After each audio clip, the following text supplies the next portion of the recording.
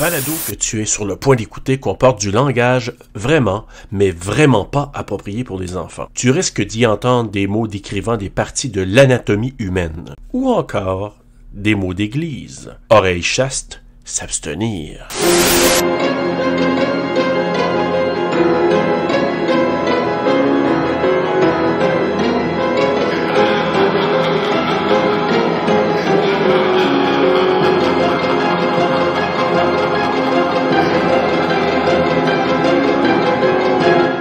Hey, Bruno! Hey, Serge! Hey, quand on n'a pas rien, hein, ça marche pas, on redevient comme à nos sources de comment qu'on était mauvais pour commencer. Hey, c'est vrai! Hey, ben bienvenue à TSLP, une édition spéciale. Aujourd'hui, si vous nous écoutez, c'est que c'est un épisode qu'on n'a jamais fait, qui est tout à fait nouveau pour nous, mais c'est probablement la première, mais pas la dernière. Ça a été tellement plaisant. En tout cas, j'espère pas, sérieux, parce que c'était quelque chose. Quand j'ai pesé stop sur l'enregistrement, je viens de finir de l'éditer. Fait que toi, t'as passé à travers comme une première fois. Là, moi, après ça, je viens de passer au travers puis de rajouter une coupe d'affaires puis tout ça. Fait que celui-là, ça a été quelque chose de faire un programme TSLP, mais avec autre chose que on décortique un film. Là, c'était on discute avec deux gars qui ont participé, pas juste participé, ils ont joué dedans, c'est bol. Ben oui. Ils ont joué dans le film Le Collectionneur. Hey, écoutez, si vous nous écoutez, vous demandez de quoi on parle. C'est vrai qu'on le dise, hein? Vous savez, parce que vous avez vu le titre puis vous avez embarqué dans l'émission, mais et juste pour vous situer, c'est que, justement, j'espère que vous allez avoir écouté l'émission du Collectionneur avant d'écouter ce qu'on va vous présenter aujourd'hui. C'est une émission spéciale, c'est un film québécois, puis on a pu discuter avec deux de ses comédiens, donc les deux jeunes comédiens du Collectionneur, Charles-André Bourassa et Laurent Sarquette, qui jouent les rôles respectivement de Frédéric et de Grégoire. Et on a eu l'occasion, même plus que l'occasion, le bonheur, ça a été tellement une belle rencontre où on a pu discuter de fond en comble du Collectionneur. Puis on n'aurait pas en parler encore plus, même Laurent Sarquette disait que on aurait pu prendre encore une heure pour en discuter. Les gars étaient généreux, plein d'anecdotes, plein de choses qu'on a appris et que vous allez apprendre aussi pendant l'émission. Puis c'est drôle, le monde va remarquer aussi justement que c'est arrivé comme 3 fois qu'on s'en allait finir parce qu'on s'est dit, tu sais, nous autres on se dit on veut pas prendre trop de leur temps non plus, tu sais, c'est déjà tu sais, on est nouveau là-dedans, nous autres aussi, tu sais. Fait que là, on arrive pour finir, puis finalement, ils ont continué. Ben là, nous autres, on repart, tu sais, parce que la conversation était, hey, écoute, au risque de paraître quétaine, je trouve ça touchant. Tu sais, souvent, j'écoutais ça, puis j'étais comme, puis tu sais, ça venait me chercher. Les souvenirs m'appartiennent pas, hein. Ce que les deux gars, ils se disaient ensemble quand ils parlaient que, par rapport au tournage, puis tout ça, avec Maude, puis avec Luc Picard, quand ils en parlaient, puis tout ça, puis Jean Baudin, hey, écoute, ça venait me chercher parce que je le sentais, tu l'entends dans leur voix, puis comment que les deux gars, t'entends leur amitié aussi, tu sais. C'est une émission qui est différente parce qu'on comme tu disais Bruno, on va pas décortiquer un film comme on le fait à l'habitude, puis en passant, merci encore là, je vais le répéter, merci de nous écouter, puis surtout de plus en plus de commenter ce que vous avez aimé, des ajouts que vous nous faites.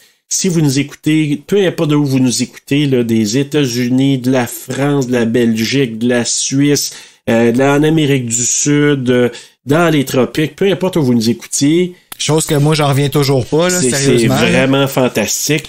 Je vous fais une demande. C'est rare que je fais des demandes, mais je fais une demande. OK, le gang, il est fou tête à genoux. Oui, là, vous me voyez pas, là, mais je suis à genoux sur mon bureau, là. Je vous demande, si vous n'avez pas vu ça, le Collectionneur, essayez de trouver puis de regarder. Je sais pas s'il est encore sur c'était sur Cinépop, hein, c'est ça? Cinépop sur demande, il est dessus. Allez regarder ce film-là, découvrir un film qui a presque 20 ans, on va fêter les 20 ans l'année prochaine. Donc, allez découvrir ça, puis écoutez l'épisode d'aujourd'hui où on va discuter avec Charles-André Bourassa et Laurent Sarquette. Là, je vous parle en tant qu'animateur, mais je vais vous parler en tant aussi que fan de film, fan d'histoire autour du film, fan de Screen Factory qui fait des DVD avec plein d'extras que j'adore découvrir. C'est un petit peu ça qu'on vous partage aujourd'hui. C'est un peu ça qu'on fait, c'est vous donner les coulisses d'un film. Deux comédiens qui étaient là, qui participaient, sur deux gars qui étaient très importants dans le film, qui nous en parlent aujourd'hui. Puis c'est ça qu'on vous offre. On veut vous faire un cadeau. Ah, j'ai des frissons, c'est malade. Vraiment, là, c'est fantastique. C'est malade. On est vraiment chanceux, sérieux, d'avoir ça, d'avoir vécu ça. Puis tu sais, on est dans l'ère avec la pandémie, tu sais, toutes les émissions qui ont sorti aux États-Unis, il y avait des réunions, des aussi, ils ont parti un podcast. C'est plein de réunions, Friends en ont fait. Les deux filles The Office, là, ben, ils ont un podcast. Ah! That's what you said. Okay, excusez. Mais oui, on est dans l'ère de ça. Puis au Québec, on en a pas eu beaucoup. On dirait que ça n'a pas été quelque chose auquel on a adhéré. Fait que d'avoir ça sur notre podcast, j'ai une fierté. Exact. Je suis parfaitement d'accord. Moi, je suis extrêmement fier d'avoir eu cette occasion-là. Et surtout pour nous, et c'est ce qui est probablement le plus beau compliment qu'on a eu des deux gars, c'est que maintenant, ils revoient le film différemment, avec les yeux de deux gars qui ont porté beaucoup d'amour envers ce film-là. Moi, c'est le plus beau compliment, en tout cas, que, puis vous allez l'entendre pendant l'épisode, les deux gars nous partagent ce point de vue-là. Puis moi, quand j'ai entendu ça, j'ai dit, oh, wow, ça, là, c'est fort, c'est très fort. Ben, tu sais, tu dis mission accomplie, tu sais. Tu sais, le but premier de faire tout ça, tu sais, c'est de mettre un sourire d'en face à quelqu'un, tu sais. Oui. Bon, ça y est, ma voix tremble. Non, mais tu sais, c'est vrai. Faire sa part, c'est vrai, de savoir que, tu sais, quand Janice, la première fois, elle nous a écrit là, pour nous dire hey, je vous ai écouté un matin en faisant mon jogging ou ma course, je me rappelle pas trop, elle allait marcher dans le bois pis tout ça, puis vous m'accompagnez, j'étais comme... Eh ben, je suis content de t'avoir accompagné. Oui. Je suis content de ça, je suis content de t'avoir tenu compagnie, tu sais, de savoir que ça a servi à quelque chose, tu sais. Qu'est-ce qu'on cherche tout ça? On est vraiment très fiers, puis on est vraiment content d'avoir cette chance-là, d'avoir les deux pieds dans la communauté de l'horreur, du suspense, du thriller, peu importe, parce qu'il y en a qui vont dire « Ah, moi, j'aime pas l'horreur. » Non, mais vous allez découvrir des films qui sont pas nécessairement horrifiques, mais qui sont vraiment très prenants. Donc, cette communauté-là, peu importe où vous vous situez, on est bien heureux d'être là. On a des gens qui nous suivent, qui sont super fidèles, qui nous écrivent pour dire « Hey, ça, je suis content. » Ça, là, c'est magnifique. Continuez à le faire. Mais là, aujourd'hui, Bruno, on va y aller à l'inverse, parce qu'habituellement, on a toujours à la fin un fameux quiz. Le quiz! Connais-tu bien ton TSLP? Alors, j'ai quelques questions. Hey, c'est drôle, ma chaise. Oui! Je l'entends des fois. Faut que je change ça. Ah, j'étais assez cœuré. Oui. Moi, tout, je l'entends. J'en ai coupé aussi, là. Moi, tout, j'en ai coupé. Écoute, j'ai des questions pour toi, Bruno. Alors, chers auditeurs, aujourd'hui, le quiz est pour Bruno. J'ai préparé, je suis allé revisiter nos épisodes antérieurs. Je suis seul en plus, il y a personne qui se prend contre moi. C'est bien correct de même. Parce que j'ai une série de questions, puis là, justement, je veux savoir si tu connais bien ton TSLP, puis si tu le connais pas, c'est pas grave, là, parce que ça se peut qu'il y ait des questions un peu plus obscures, puis d'autres, peut-être que tu vas bien deviner. Obscure? Peut-être. Tu vas me demander si je mange des pieds pour déjeuner ou... Oh, des petits ongles. Oui. Alors, première question. Ça, je pense que tu vas peut-être l'avoir. Nos chanteuses en résidence sont apparues officiellement dans quel épisode, en m'accompagnant sur le résumé du film, mais vraiment en les présentant comme nos chanteuses? Alors, j'ai un choix de réponse pour toi. A. Fright Night. B. The Birds. C. Candyman. Ou D. B&B. B&B. C'est Fright Night. C'est entre les deux là, j'hésitais pas.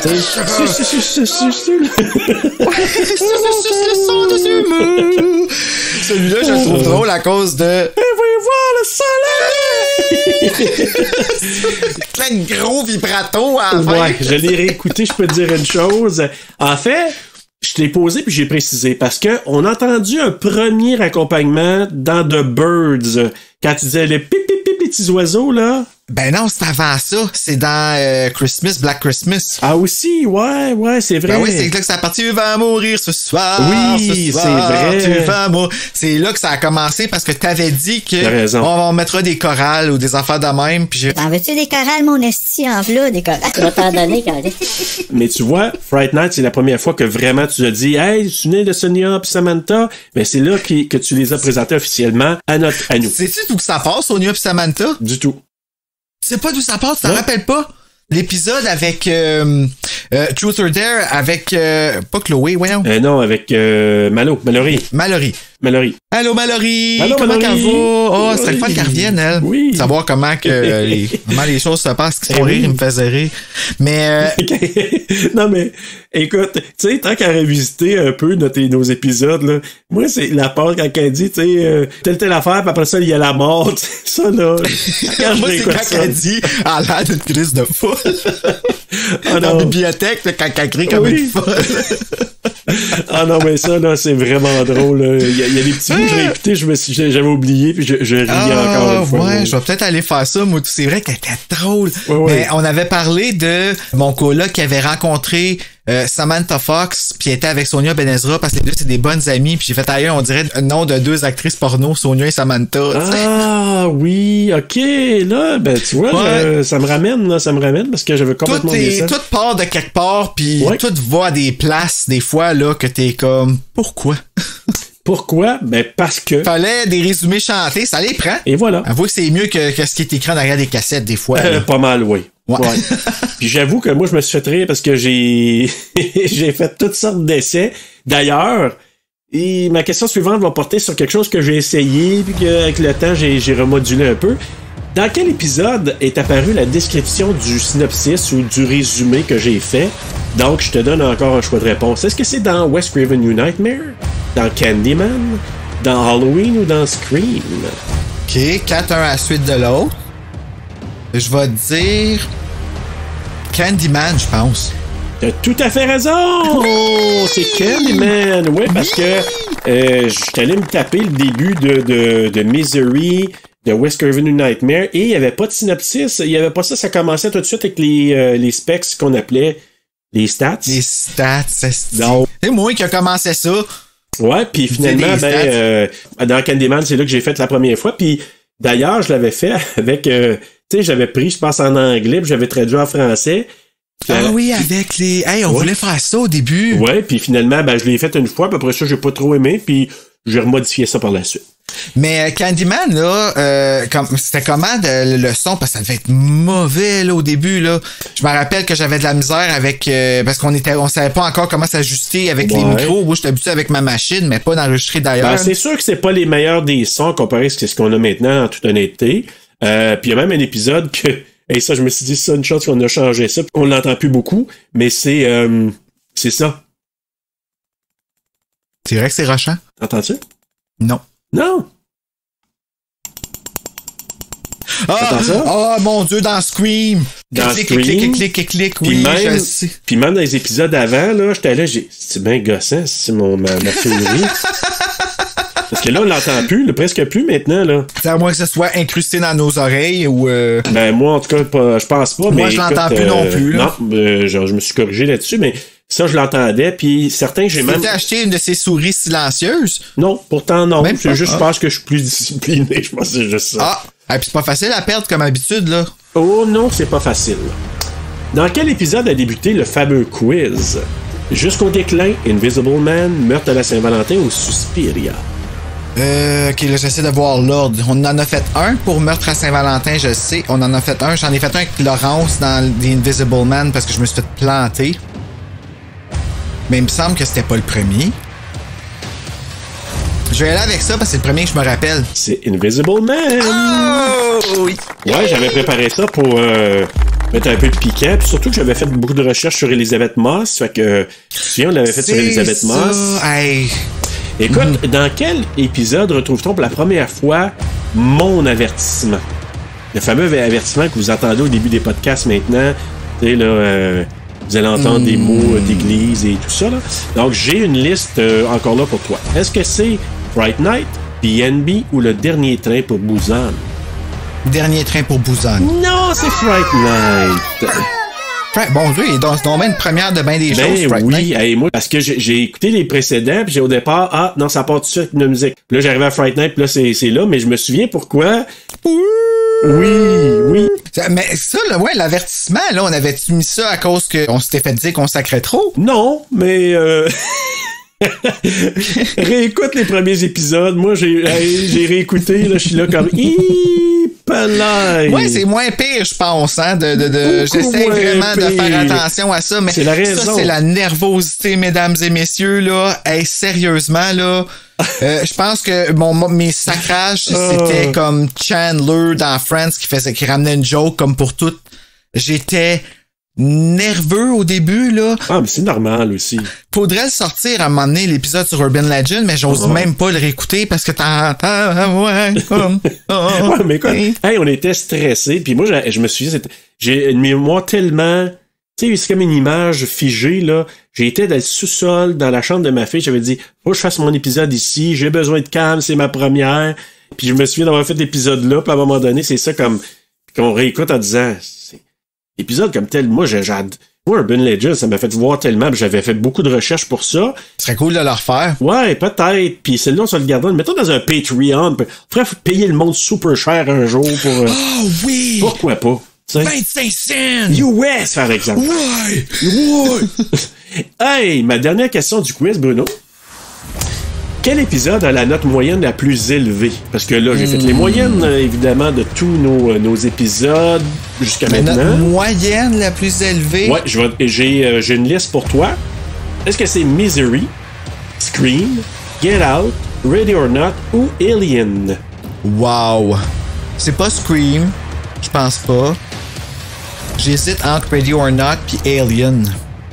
Parce que Alien, Alex a donné un 6. Fait que ça fait monter une note en esti. Il allait avec Alien. La réponse, c'est Scream. Ah, pour vrai? Alors, je vais te donner les moyennes. Je suis fier de mon bébé. Ben oui, je me suis dit, Bruno va tellement être heureux. Donc, ben oui. Ben écoute, Misery 4.6, Scream 4.8 en moyenne. Wow! Get Out 4.75. C'était presque égal parce que l'arrondir, ça aurait fait 4.8 avec Get Out. Hey, j'avoue, hein? Ready or Not 4.7 quand même. Et Alien 4.6. C'est toi, mon sale, qui a fait baisser la note d'Alien. Toi, mon sale. Ah ouais, j'ai donné si bas que ça parce que, hey, sérieux, là, je l'ai réécouté il y a pas longtemps sur Cinépop puis ils ont fait jouer les 4 plus Prometheus. Ils ont comme fait un festival, I guess, je sais pas, ils font ça des fois.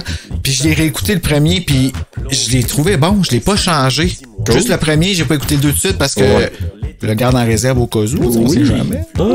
C'était mais ouais, c'est wink wink. Mais c'est vrai qu'il est bon ce film-là. Je vais peut-être finir par remonter ma note. Éventuellement, on va voir. Mais pour l'instant, Alex il a mis un 6 pareil. Oui, il a mis un 6 puis mais quand même Scream qui a remporté avec 4.8 parce que toi puis il a fait une drôle de joke lui aujourd'hui, Alex Perron. Ah ouais? Oh my god, tu sais là, sur son Instagram là, il poste il fait des stories avec je pense que c'est son téléphone qui met genre des articles de journal mais pas avec la bonne photo, genre en tout cas, je sais pas c'est quoi qui se passe, c'est juste vraiment fucking drôle parce qu'il comment tu sais il prend un screenshot de ça puis il le poste sur sa story puis les deux images ont tellement pas rapport ensemble. Aujourd'hui, c'était un article de Britney Spears puis Véronique Cloutier, une photo avec Louis Morissette. Puis là, ben, il a marqué #Free Britney, #Free Véro.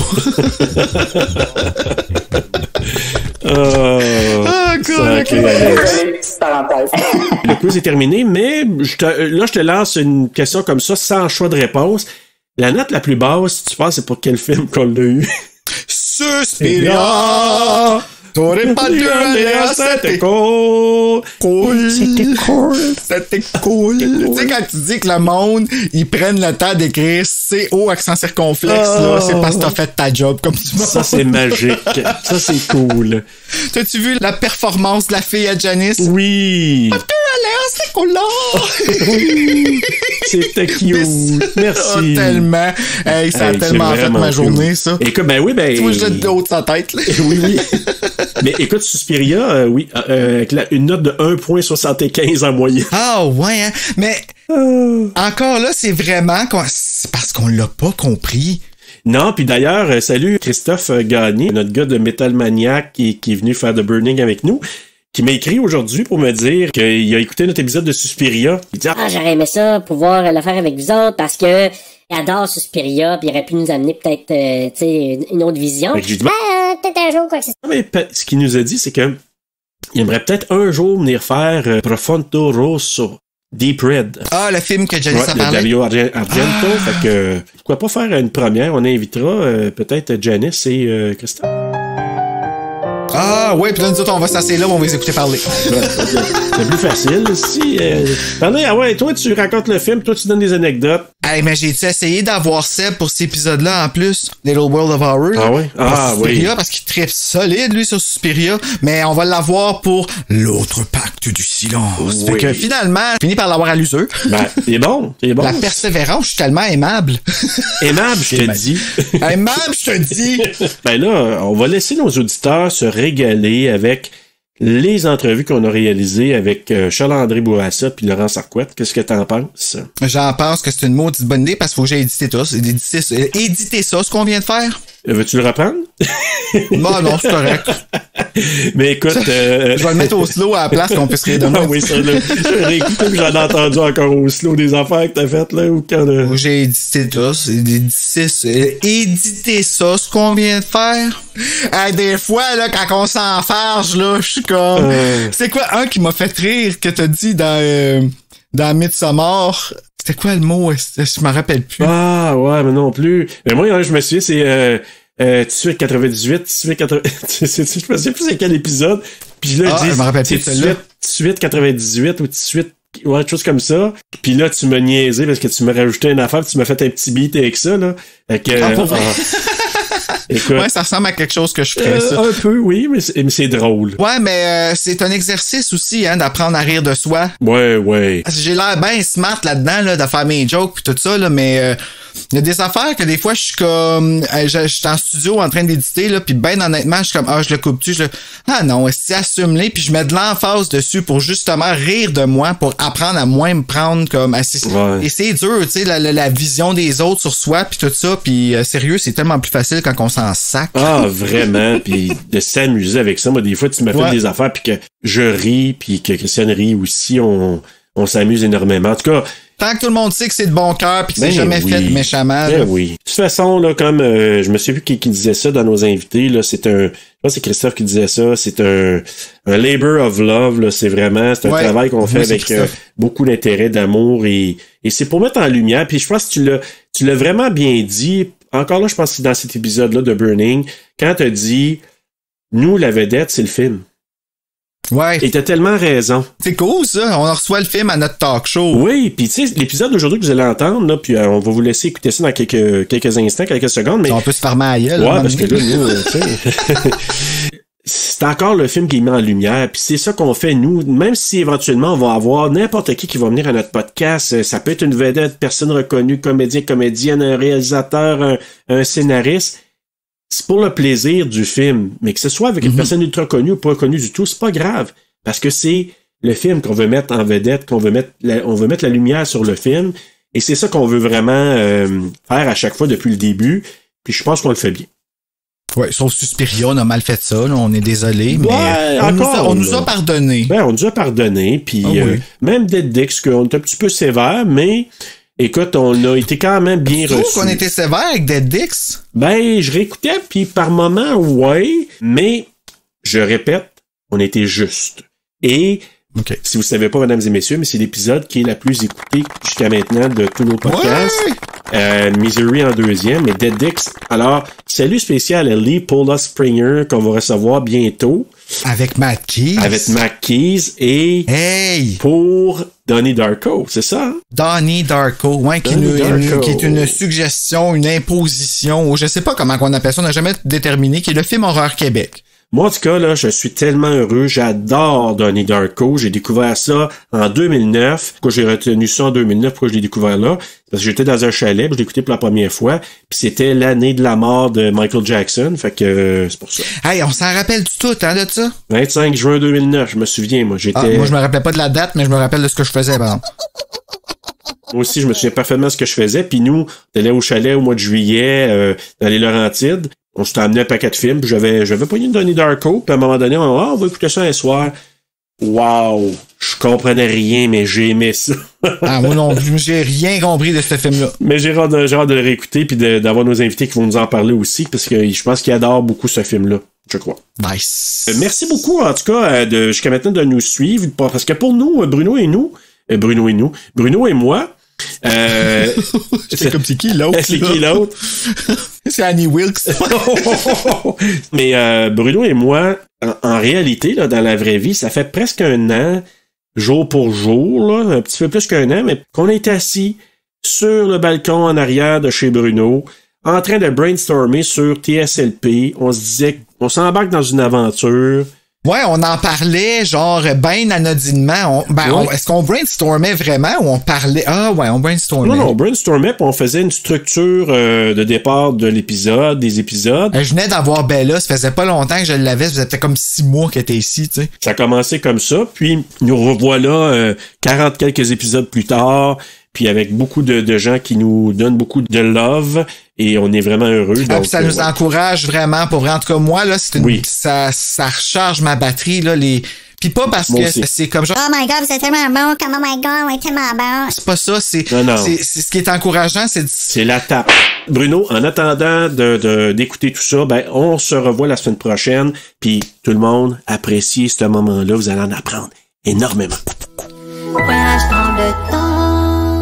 Alors, bienvenue à TSLP, Terreur sur le pod, notre émission spéciale aujourd'hui. Bruno, on s'approche du 1 an, là. Puis là, on a eu une année de fou. Ça arrête plus les surprises puis les gentillesses des gens qui nous écoutent et des gens qui participent à l'émission puis tout. Puis encore aujourd'hui, l'épisode spécial, notre 5e samedi, parce que à chaque trimestre, on a un 5e samedi dans le mois où ça fait soit qu'on y va avec un film québécois ou un épisode spécial. Puis là, ça donne que notre dernier 5e samedi, c'était le collectionneur. Et aujourd'hui, notre épisode spécial, c'est encore le collectionneur parce qu'on n'a pas assez dit. Ouvre ta bouche. Puis là, pour raconter un peu l'histoire, Serge, de comment que ça s'est passé. Comme vous savez, tout le monde, on a reçu Charles-André Bourassa, qui est Frédéric dans le collectionneur, pour le film Eden Lake qui est sorti il y a 2 semaines. Puis là, Charles-André revient aujourd'hui pour parler du film Le Collectionneur, mais il nous a apporté une surprise avec lui. Son partenaire de scène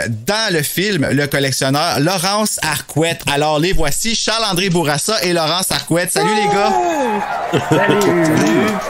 Hey, écoute, les gars, merci beaucoup d'être là, parce que nous, quand on a couvert Le Collectionneur, on était vraiment, vraiment contents de pouvoir ajouter ce film-là dans notre série qui est pas très, très développée, hein, au niveau du horreur, terreur au Québec. De plus en plus qu'il y en a, mais faut gratter un peu. Alors que, tu sais, on en a eu beaucoup d'Américains ou d'autres pays. Là, on s'est dit, il faut vraiment amener des produits de chez nous. Puis, comme celui-là a été fait depuis un bon bout de temps, puis on l'a couvert avec amour, avec énormément d'intérêt, puis on le décortique comme n'importe quel autre film. Puis on s'est dit, hey, c'est vraiment cool de pouvoir avoir des retours. Puis là, Charles-André, justement, nous est revenu avec des commentaires élogieux, disons-le comme ça, sur l'épisode. Très gentil. Et on a vraiment apprécié. Et là, quand il a dit que Laurence pouvait être là, on était très, très heureux. Donc, merci beaucoup les gars d'être là aujourd'hui. On a des quiz, des questions pour vous autres. Là, ça n'arrêtera plus, vous allez voir, c'est extraordinaire. Vous allez être épuisés. Vous allez bien dormir à soir. Oui. Écoute, Bruno, veux-tu commencer avec pour positionner tout ça? Oui, moi, en fait, là, tu sais, commencer par le début, là, tu sais. On est au Québec, on est au début des années 2000. L'horreur vient de reprendre aux États-Unis en 96 avec Scream. Fait que là, ça sort de partout, les slashers. Puis là, au Québec, en 2002, on arrive avec Le Collectionneur. Comment c'est venu à vous autres, ce projet-là? Il y a quelque chose que peu de gens savent ou pratiquement pas de gens savent. Moi, j'ai participé à une émission à Télé-Québec avec Jean Baudin et une autre actrice que je vais vous dire où on faisait une lecture devant caméra de quelques scènes qu'on allait tourner du Collectionneur parce que c'est même 3 ans avant qu'on commence le tournage. Wow. Okay. Jean Baudin avait déjà décidé que j'étais le rôle de Grégoire et il y avait une autre actrice qui était à l'origine Maude. Donc je me rappelle pas c'est quoi l'émission à Télé-Québec, mais c'est comme style La Fabrique culturelle ou l'ancêtre de. C'était vraiment un atelier où il présentait comment Jean Baudin dirige ses acteurs, parlait de son prochain film en préparation qui est en écriture de ça avec Chantal Cadieux à l'époque. Puis là je vais vous donner un scoop. L'actrice à l'origine c'était Marina Orsini. Ah, c'est beau, c'est beau! Ah, ben. Malade. Ah, ben. ça reste sonné pareil. Vous bougez pas, OK? Ça aurait été pareil. Je ne sais pas pourquoi ça a pas été ça au final. Des fois, il y a des conflits d'horaire. On parle de au moins 3 ans avant que le projet se tourne. Là, parce que je me rappelle, j'avais à peu près ça 14-15 ans. Là, ça aurait été aussi beau avec Marina. On est content pour Maude, par exemple, parce que Graham, c'est Graham, là, c'est elle. Ah oui, ben ça fonctionne. Puis là, maintenant, on le vit comme ça. Puis je suis sûr que même dans la tête de des lecteurs de la série, maintenant, ils peuvent pas se l'enlever en image. Exact. Pour l'ensemble des aventures de Maud Graham. Fait que c'est comme ça que le projet s'est présenté à moi. Fait que j'ai pris le lead là-dessus parce que c'est ça, je voulais dire, le projet existait depuis longtemps avant, comme à peu près n'importe quel projet, mais c'est juste que j'ai été content d'en faire partie depuis le début. Mais tu sais, c'est le fun aussi d'apprendre que au Québec, oui, ça prend peut-être un peu plus de temps pour développer les projets, mais reste quand même que l'idée part de 1999 à peu près, je figure, qui est pas si longtemps après les fameux Scream, I Know What You Did, 97 pis tout ça, tu sais, on n'a pas attendu pour le faire, c'est juste que ça a pris un peu plus de temps à se développer, je figure.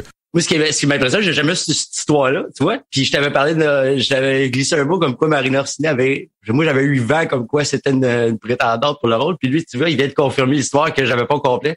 Puis il me l'avait jamais même raconté, fait que c'était intéressant aussi. C'est malade. Le pire, c'est que je dois avoir cette lecture-là sur une VHS quelque part. Maintenant, il me reste juste à trouver un lecteur VHS, là. Quand j'étais allé chez un antiquaire, il y en avait plus. Et il restait des sandales de Jésus, mais pas de VHS. Des sandales de Jésus. Mais écoute, Laurence, après pandémie, là, si on peut se bouger un peu, là, on te retrouvera, on en laissera un sur ta galerie, puis tu partageras ça après. C'est ça. Qu'est-ce que ça fait? Attention, j'habite dans Hochelaga, il durera pas longtemps. OK, laisse faire ça, je vais cogner à la porte à la place. Mais juste revenir, parce que là, je trouve ça intéressant ce que tu dis, parce que j'avais jamais vu ça. Bruno, tu disais, le retour avec Scream des années 96, puis tu dis c'est probablement venu, tu sais, c'est vrai que l'épisode de la lecture que je parlais doit dater de 97, 98, là, dans ces eaux-là. Et moi, je me rappelle très bien le nombre de fois que Jean Baudin a parlé de son inspiration pour le film Le Collectionneur. Et je viens de googler ce film-là. Puis ce film-là est sorti en 95. C'est le film Citoyen X, Citizen X. Qui est vraiment un thriller, là, plus qu'un film d'horreur, là, sur un tueur en série. Là. Je pense que ça se passe dans les pays slaves. Il y a Donald Sutherland là, qui joue dans ce film. You think a man is what he says, don't you, Colonel? He is if he talks for a living. Est-ce que vous connaissez le Citoyen X? Moi, j'ai entendu souvent, mais j'ai jamais vu. Parce que j'ai entendu Jean Baudin en parler en référence encore et encore et encore. Là. C'était vraiment... Pour lui, c'était sa direction artistique allait... Bon, c'est pas une copie là, du film, là, mais c'est un film qui a été marquant pour lui, je pense, dans le développement du collectionneur. Ça, c'est le fun de savoir ça, tu sais, de savoir que c'était dans sa tête, puis de quoi que ça a parti. C'est quoi qui a réveillé la flamme, là, tu sais, pour partir ça, là. Moi, j'ai vu un peu une inspiration, même si ça vient pas de là, mais j'ai vu vraiment certaines scènes qui me rappelaient aussi le film Seven. 7 de 1995. Ça, c'est vrai. Ouais. À certains moments, je regardais un peu l'ambiance avec la musique, tout ça. Fait que, mais merci d'avoir partagé ça parce que on n'avait aucune idée là, de cette inspiration-là. Tu sais, c'était spooky en plus, pour nous autres au Québec, parce que ça a toujours l'air plus vrai, hein?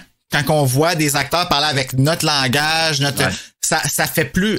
Je dis pas que ça fait documentaire, mais il y a quelque chose ça frappe proche de la maison, puis on se dit, tu sais, c'est pas loin de chez nous, Montréal, tu sais, quand tu y penses, là. Ou Québec. Oui, c'est vrai, c'était à Québec, là-dedans. C'est parce que tu m'avais parlé de Montréal la dernière fois. Ouais, hein, c'est de ma faute un peu. Tu m'as tout mélangé, là.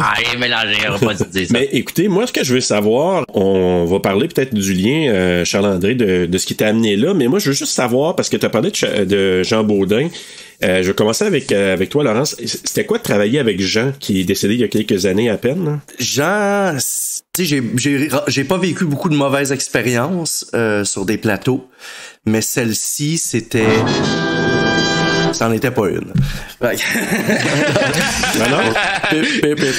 Non, vraiment pas, genre...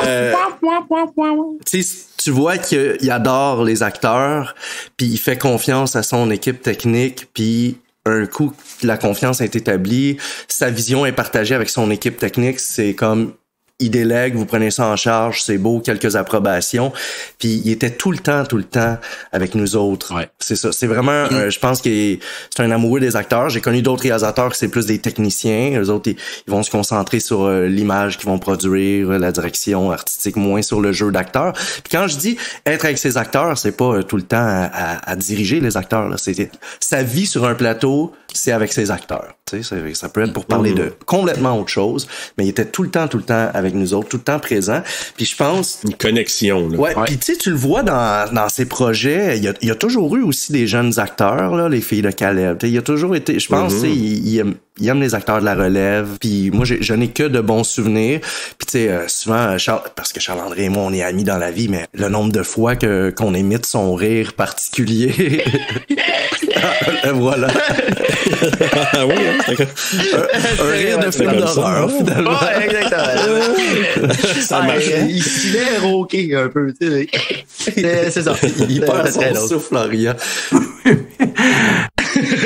Charles-André, toi, tu gardes des bons souvenirs aussi. C'était quoi ton... Écoute, tu sais, contrairement à Laurence, dans le sens que j'ai commencé jeune, oui. Par contre, lui, il a commencé encore plus jeune, donc il a quand même plus d'expérience que moi sur des plateaux. Puis Jean Baudin, pour moi, ça a été mon premier très gros plateau, si on peut dire ça comme ça. Je peux dire aussi que ça a été un de mes plus gros rôles en carrière, parce qu'on s'entend que le front d'un DVD puis les 4 personnages principaux, souvent ça arrive pas tout le temps. Fait que déjà là, ça c'était une grosse expérience. Fait que tout était big. Puis Jean Baudin, Laurence en a parlé, Phil de Caleb, tu sais, toutes les de comment il a été reconnu ici au Québec, ben c'est déjà une grosse pointure. Puis bon, j'ai tout le temps eu la chance de tourner avec des grands acteurs, tu sais. Puis Laurent, je le considérais comme la même chose, ça avait beau être mon ami, tu sais, il avait beaucoup plus d'expérience que moi. Fait que moi, j'étais en mode apprentissage tout le long. Dans le collectionneur, tu veux dire? Ah oui, carrément. Ah ouais, hein? Fait que tu sais, pour moi, c'est pas que j'étais impressionné, tu sais, j'étais bien, c'est comme dit, Jean Baudin était tout le temps avec nous autres, fait qu'il y avait toujours une manière de nous, de te faire sentir intégré puis tout ça. Fait que je me suis jamais senti à part, mais j'étais en mode apprentissage. Fait que pour moi, il y avait rien qui était une mauvaise expérience, tu sais. Fait que oui, dans mes contrats à vie, j'ai travaillé avec les grands réalisateurs, les grandes réalisatrices. C'est dans mon top 2. Vraiment, Jean Baudin était excellent avec nous autres, là. Ben, en tout cas, même Laurence l'a dit, mais moi, j'ai adoré travailler avec lui pour ça, là. Comment c'est arrivé? On en parlait tantôt. Toi, Laurence, t'étais déjà, ça faisait comme déjà 3 ans que t'avais déjà été pratiquement choisi pour le projet. Ouais. Charles-André, toi, ça s'est arrivé comment, une audition? En fait, c'est qu'ils ont fait plusieurs milliers d'auditions. Ben, plusieurs milliers. Je pense qu'il était allé, 1500, 3000, quelque chose comme ça, là. Je sais pas si tu te rappelles du chiffre. Ouais, il était en audition, dans les écoles. Dans le public, là. C'est ce qui est assez rare, là. Mais qui est assez rare, mais qui est assez fréquent aussi quand ils cherchent des jeunes. Nouveaux visages, ces choses-là. Parce que on parle surtout d'une époque où il y avait pas un pool d'enfants acteurs. Énorme, là, ouais. Aussi. Très grand, là. Tu sais, c'est même une époque où, à l'époque, je faisais du doublage, il y avait tellement pas de jeunes, par exemple, qui en faisaient, que des fois, je faisais 2 personnages dans le même film, là. T'sais. Oh, OK. Fait que maintenant, ça a changé, ça s'est démocratisé. Il y a énormément de jeunes, d'abord, qui veulent faire ça, tu sais. Ouais, okay. Puis c'est plus facile d'accès.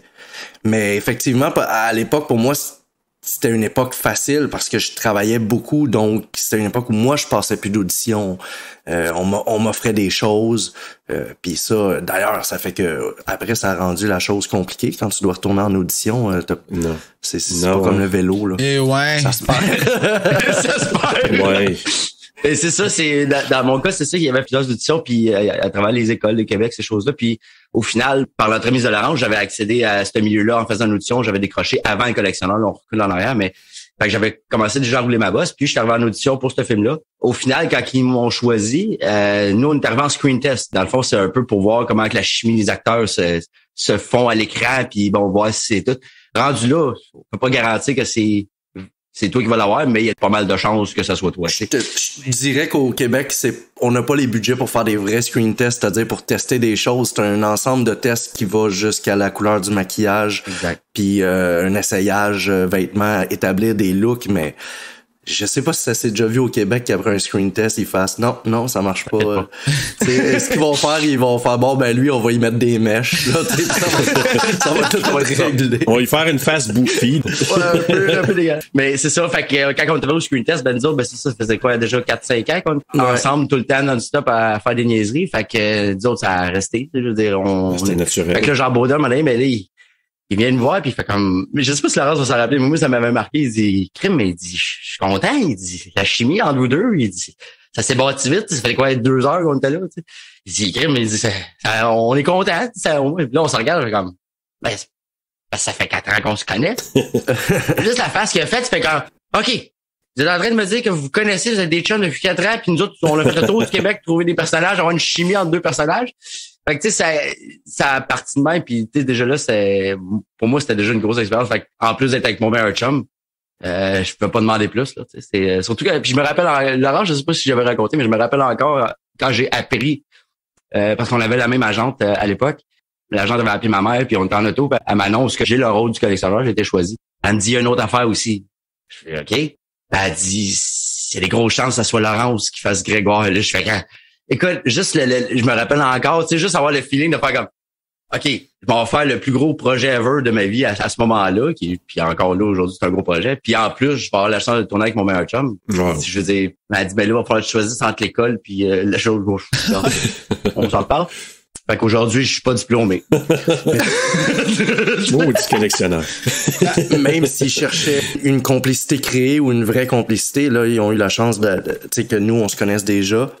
Mais les chances aussi que ça fonctionne au point de vue visuel des personnages, tu sais, le fait que Charles, tu sais quoi, t'as quoi, 1 an et demi, 2 ans moins que moi. 1 an et demi. Mais tu sais, à l'époque, t'avais l'air vraiment beaucoup plus jeune. Parce que il fallait que ça marche comme ça aussi, tu sais, parce que Frédéric, c'est comme si Grégoire le prend un peu sous son aile, tu sais, il le protège, il fallait qu'il ait l'air d'un kid. Ouais, c'est 10-12 ans. T'avais déjà 16, t'avais quasiment 16, là. J'avais 16. Soit je venais d'avoir mon permis de conduire, puis t'allais avoir le tien, ou, tu sais, on était t'avais ton permis de conduire, puis j'ai une anecdote tantôt. T'es malade. Rien de compromettage. C'est pas mes meilleures années de conduite. Tu vas voir ça. Tu pourrais me parler de l'anecdote au téléphone aussi. Il n'y a rien de compromettage. Oups! Justement, c'est ça que je voulais te demander, Charles-André. Plus personnellement, ça a été comment de retourner après ça sur les bancs d'école, après le collectionneur? Ça a été spécial. Ben, en fait, ce qui est arrivé, puis je fais des farces en disant je suis pas diplômé, je suis allé chercher mes choses autrement. J'ai étudié autrement. Reste que à ce moment-là, l'école voulait pas accepter mon absence pendant, c'était quoi, 34 jours de tournage qu'on avait sur le collectionneur. Fait que je pense que j'avais fait 23 mois à peu près. Fait que c'est à peu près un mois total ou à peu près étalé sur 2 mois, 3 mois. OK. Les autres acceptaient pas. OK, ben tu veux dire l'école, attends juste pour catcher, là. Ils voulaient pas que t'arrêtes d'aller à l'école. Que je fasse, ouais, c'était soit le collectionneur, soit l'école. Même mes parents, tu sais, je les remercie parce qu'en même temps, ils ont fait comme on veut pas que tu lâches l'école, on va falloir que tu y retournes, ça c'est sûr. Mais, tu sais, t'as une chance d'une vie. Ben oui. Pas dire que ça va revenir. Puis il y avait un voyage en Hollande que je suis pas allé, évidemment, à cause des assurances, ainsi de suite. Mais bon, les profs, ils ont été vraiment assez cool.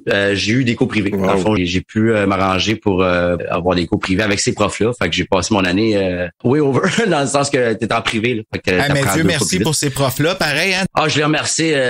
Monsieur Martineau, Monsieur Dugré, et malheureusement, j'oublie l'autre, mais prof de français, prof de maths, entre autres. Mais il a vraiment été cool. Ces gens-là se reconnaissent et ces gens-là sont appréciés. Merci. Ouais, c'est là que tu vois comment que des profs, hein, à quel point c'est important puis ça peut avoir un impact parce que, tu sais, c'est ça, tu sais, puis ta réussite dans tous les domaines, là, c'est bon pour ton estime personnelle là, d'aller tourner dans un film sur grand écran. Ouais, exact. Ouais, non, c'est ça. Fait que ça avait été, ça a été comme ça que j'ai pu pallier au manquement à l'école. Par la suite, j'ai eu d'autres contrats, puis après ça a été plus compliqué. Fait que c'est pour ça que j'ai terminé avec, quand je disais j'étais non diplômé à ce moment-là, mais j'étais allé faire un DEP, j'ai fait un cours de finance, ainsi de suite. Bon. C'est un autre point de ma carrière, mais c'est ça. Fait que j'ai pu réussir pareil. Ben, non diplômé de l'école conventionnelle, mais entre toi puis moi, l'école de la vie, ça enseigne beaucoup. Parcours atypique, mais on peut tout réussir. Exactement. On était à pile la fin d'une époque où c'était conflictuel avec les écoles, tu sais, pour les jeunes qui faisaient justement autre chose, là. Puis quand je dis autre chose, je parle pas de sport-études, parce que ça, c'était établi, tu sais. Ils avaient déjà trouvé leur façon de procéder avec ça, mais le art-études, là, si on veut, existait pas ou était pas encore super populaire à cette époque-là. Mais je sais que nous, on était la fin, parce qu'après, il y en a eu énormément de jeunes acteurs, fait que ça a été beaucoup plus facile. Même d'ailleurs, moi, l'école où j'allais, où ça a été des conflits par-dessus conflits avec l'administration de l'école. Après, ben, toutes les Pierre-Luc Funk et... Sarah-Jeanne Labrosse. C'est tous les jeunes de TikTok. TikTok. J'étais quasiment proche. Sont tous passés dans cette école-là après et eux, ils ont pas eu de problème. Tu sais, il a fallu d'autres avant les vivre, les problèmes. Mais c'est ça, je trouve aussi. Puis que je dis pas juste moi, là, tu sais, il y a eu l'époque de la gang de Simon les Nuages et tout ça, là, toutes les autres. Ah, mon Dieu, Simon les Nuages. Pas capable de tenir ta langue. Ah, ben c'est eux autres, j'aurais rien dit qu'ils m'ont suivi pareil. Quelque chose qui va fort? Qu'est-ce que t'as à dire, pis quand t'habites même pas dans notre rue? Émile Proulx-Cloutier, Marie-France Monette, tu sais, je pense que nous, on était les derniers, là, à avoir des problèmes à gérer nos horaires école, travail en même temps, puis après, ça a bien été pour d'autres. Ouais, ben, on a eu, tu sais, toute la gang de Compte pour tous qui ont été, tu sais, pour une génération, des jeunes qui ont marqué, là, vraiment, ben, ça dépend quelle année tu le regardais, mais sinon, mettons, dans les années 80-90, c'est exceptionnel ce qu'on avait quand même, mais ils ont pavé, comme vous, la voie. Puis après ça, on a eu tous les nouveaux que tu as nommés tantôt. Tu sais, je regarde, tu sais, Karine Vanasse a commencé jeune, elle aussi, là, mais si tu regardes Sarah-Jeanne Labrosse, puis tout ça, c'est que c'est exceptionnel, mais s'ils sont là, c'est qu'il y a eu un chemin qui a été fait par des gens comme vous. Fait que je vous lève mon chapeau parce que... Ben Karine, elle vient de la même époque, là, par exemple. Là, c'est ça, de vous autres, hein? Ouais. C'est juste qu'elle, ses années actives, c'est en même temps, là, qui ont débuté. Par contre, elle était déjà juste un petit peu plus âgée. Elle avait comme déjà 12 ans au lieu d'avoir 10, là, mettons. Sur le plateau de tournage avec le collectionneur, je figure qu'il y a eu des scènes où est-ce qu'il y a eu des anecdotes drôles qui sont arrivées. Est-ce qu'il y en a eu aussi qui ont fait peur par hasard ou ça a toujours été vraiment établi que c'était une scène puis il y avait rien jamais vraiment inquiétant ou épeurant? Je le coupais puis elle criait, c'était insupportable. Tu sais, sur un plateau, on tourne tout le temps dans le désordre. Tu sais, on voit toujours. Nous, vous le voyez pas, vous voyez juste ce que vous voyez à la caméra. Nous, l'envers du décor, c'est ce qu'on voit devant nos yeux tout le temps. Je pense que même la scène la plus gore, elle sera jamais, tu sais, vécue d'une façon épeurante pour nous sur un plateau parce que c'est ça, nous, on est on le voit à l'envers. On le voit à l'envers. Nous autres, on voit les cordes drainer puis le gars qui a un sandwich dans la main pendant qu'il pousse le dolly, tu sais, il y a rien aussi réel que ça puisse paraître pour la caméra. C'est ça, nous, on est dans le sirop de maïs qui est coloré en rouge, là, puis rien de plus, là. Mais c'est surtout la scène finale, je dirais, pour moi, qui est venu chercher pour une raison, puis le reste va s'en rappeler. Vas-y donc, t'as l'air d'avoir de quoi à dire. Ben non, ben c'est sûr, c'est parce qu'on est au Québec avec les budgets du Québec, là. Les chaînes qui tenaient les couteaux, là, c'était pas fait fort, là. Ça, on a eu cette réflexion-là, Brunet et moi, pendant qu'on faisait le podcast, on s'est dit... Ouais, mais ça, j'ai hâte de jaser parce que je suis pas sûr, moi, que j'aurais été très, très sécurisé en dessous de ça, n'est-ce pas? Non, mais je me rappelle que t'étais... Puis la piqûre, c'est la piqûre, t'as dit? Exactement. Tu vois, il s'en rappelle. Moi, j'ai une phobie des aiguilles à l'époque. Et écoute, si tu ne peux pas m'approcher une aiguille proche de moi, écoute, je vire fou. Je braille ma vie. Je shake. Et vous vous souvenez de l'aiguille? Qui est dans le film, c'est pas une petite aiguille qui vient faire un petit vaccin COVID, là. Ah non, c'est une affaire contre les beaux, là. C'est une petite aiguille qui vient te dire, tu vas dormir longtemps. Oui.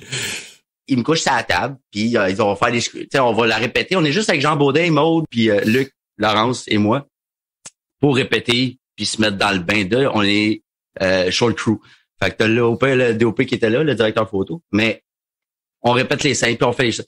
Et là, Jean Baudin me demande de me coucher sur la table, puis il dit, OK, Luc, il dit, viens-t'en avec l'aiguille, puis là, on va répéter la scène avec lui. Il s'approche, là, et non, je ne veux rien savoir, là. Je shake, je braille ma vie. Ah non, tu braillais. Je sais, je braillais ma vie. Il y en a un qui précise à côté. Non, mais ils comprennent pas à ce moment-là, puis là, peut-être que j'ai des blancs, puis Laurence va se rappeler d'autres affaires que je me rappelle pas, mais je me rappelle que je suis pas capable de le dire. Jusqu'à temps qu'à un moment donné, parce que je suis vraiment pas capable de l'aiguille. Et là, Jean Baudin essaie de me rassurer, ça marche pas. Et là, mais c'était une vraie? Non, il me la montrait. Il mettait sur sa chose, elle cassait sur lui et tout. C'est du caoutchouc, là. C'est vraiment, c'est rien. Et là, Luc Picard, écoute, il a trouvé, il dit, gars, on s'en fout, ça répète. Il a pris la seringue, il l'a mis dans l'autre sens. Fait qu'il a juste déposé l'autre bord de l'aiguille, de la seringue vers moi. Fait que c'est comme le haut de la seringue que j'avais dans le cou. Je me suis pas mal. Juste ça prenait. C'est la seule façon qu'on a trouvé. Mais ça a été ma plus grosse peur de tout ça. Et là, après ça, Jean Baudin, il veut me montrer avec les cascadeurs, les roues, il montre après ça la cage, le couteau, ainsi de suite. Bon, avant de m'installer sur la table, il dit, gars, je vais te montrer. Tu vois, c'est pas épeurant. Puis moi, je suis debout à côté. À ce moment-là, moi, c'est comme un manège, là. Tasse-toi. Je vais y aller. Des couteaux de plastique, oui, la roue, c'est une vraie pesante, toute, mais les gars, les cascadeurs, les machinistes, tout ça, ils m'expliquent tout le phénomène. Ouais, c'est tout du caoutchouc puis du plastique. Tu sais, il y a 15-20 tonnes de pression qui empêche que tout tombe. Tu sais, je veux dire, c'est impossible, là. Fait que dans ma tête, c'est toast, oui, moi, je vais aller faire le manège. Et ça, je l'aurais recommencé, là, maintes et maintes fois, là. C'était tellement trippant à chaque fois qu'elle me descendait dans la face, mais tu sais, on l'a fait juste 2 shots. Pour moi, ce qui a été vraiment le plus traumatisant, c'est l'aiguille, drôlement dit. C'est vraiment ça qui m'a... Fait que quand tu me vois broyer dans le film, je te jure, je broye pour le film. Le dude, il y a comme un plafonnier d'épée puis de couteau pour y tomber dessus, mais ce qui fait peur, c'est la petite aiguille. L'aiguille en plastique, une phobie, c'est une phobie. Hey, écoute, moi, si tu me mettrais une fausse araignée sur l'épaule, pas sûr que je serais capable de bien fonctionner, moi non plus. Là, fait que maintenant, vous comprenez que Charles-André est pas vacciné puis il passe ses hivers avec les jumeaux Tadros. Salut les gars! Drôle. Mais non, c'est ça. Mais moi, je sais pas, Laurence, c'est comment tu l'avais vécu, mais moi, quand le couteau dans la bouche de Maud, ça m'avait... La boîte est pas coupant, là. Pas comment toi, tu l'avais vécu, Laurence, mais ça, ce shot-là, moi, j'étais sur la table pis...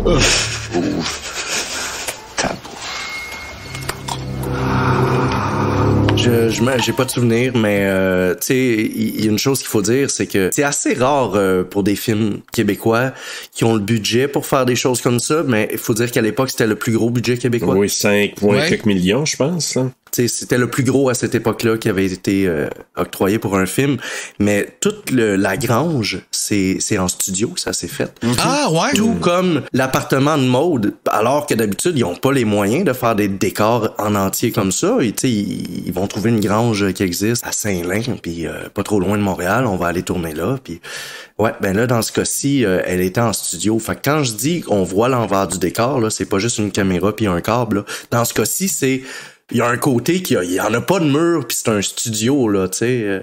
Fait que la grange c'était en studio. Ça avait tellement l'air. Pour vrai, l'appartement de Maud là, ça me place, comme vraiment surpris. Et l'appartement de Maud était énorme et tout démontable là. Fait que là c'est comme bon, mais si on veut tourner dans cet angle-là, c'est les murs de ce côté-là qui vont enlever pour mettre l'équipe et ainsi de suite. Ouais.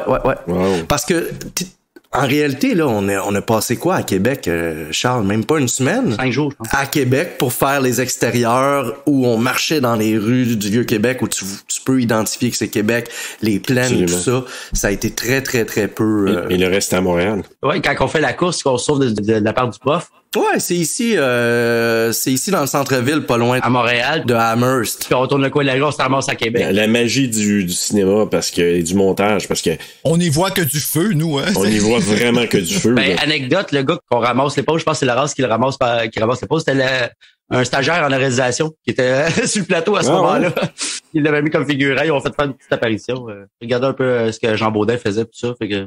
En stage d'observation. Ouais, et nouveau réalisateur de l'horreur, là, c'est assez difficile. Nous autres, notre premier film qu'on peut classer horreur, on a eu un des plus grands qu'on a au Québec, pour le réaliser. C'est quand même nice de savoir que, on a mis le paquet là-dedans parce qu'on croyait assez au projet, En tout cas, moi, je trouve ça nice. Mais où commencent vos critères pour dire ça, on peut le classer dans l'horreur? Parce que moi, j'ai toujours vu ce film-là comme un thriller policier. Ouais, exact. On peut partir de science-fiction à thriller, à slasher, à esprit, mais tout ce qui va faire que le soir, on se couche puis on a comme une petite inquiétude sur notre sécurité puis le fait qu'on va être encore vivant demain matin, là, tu sais, là.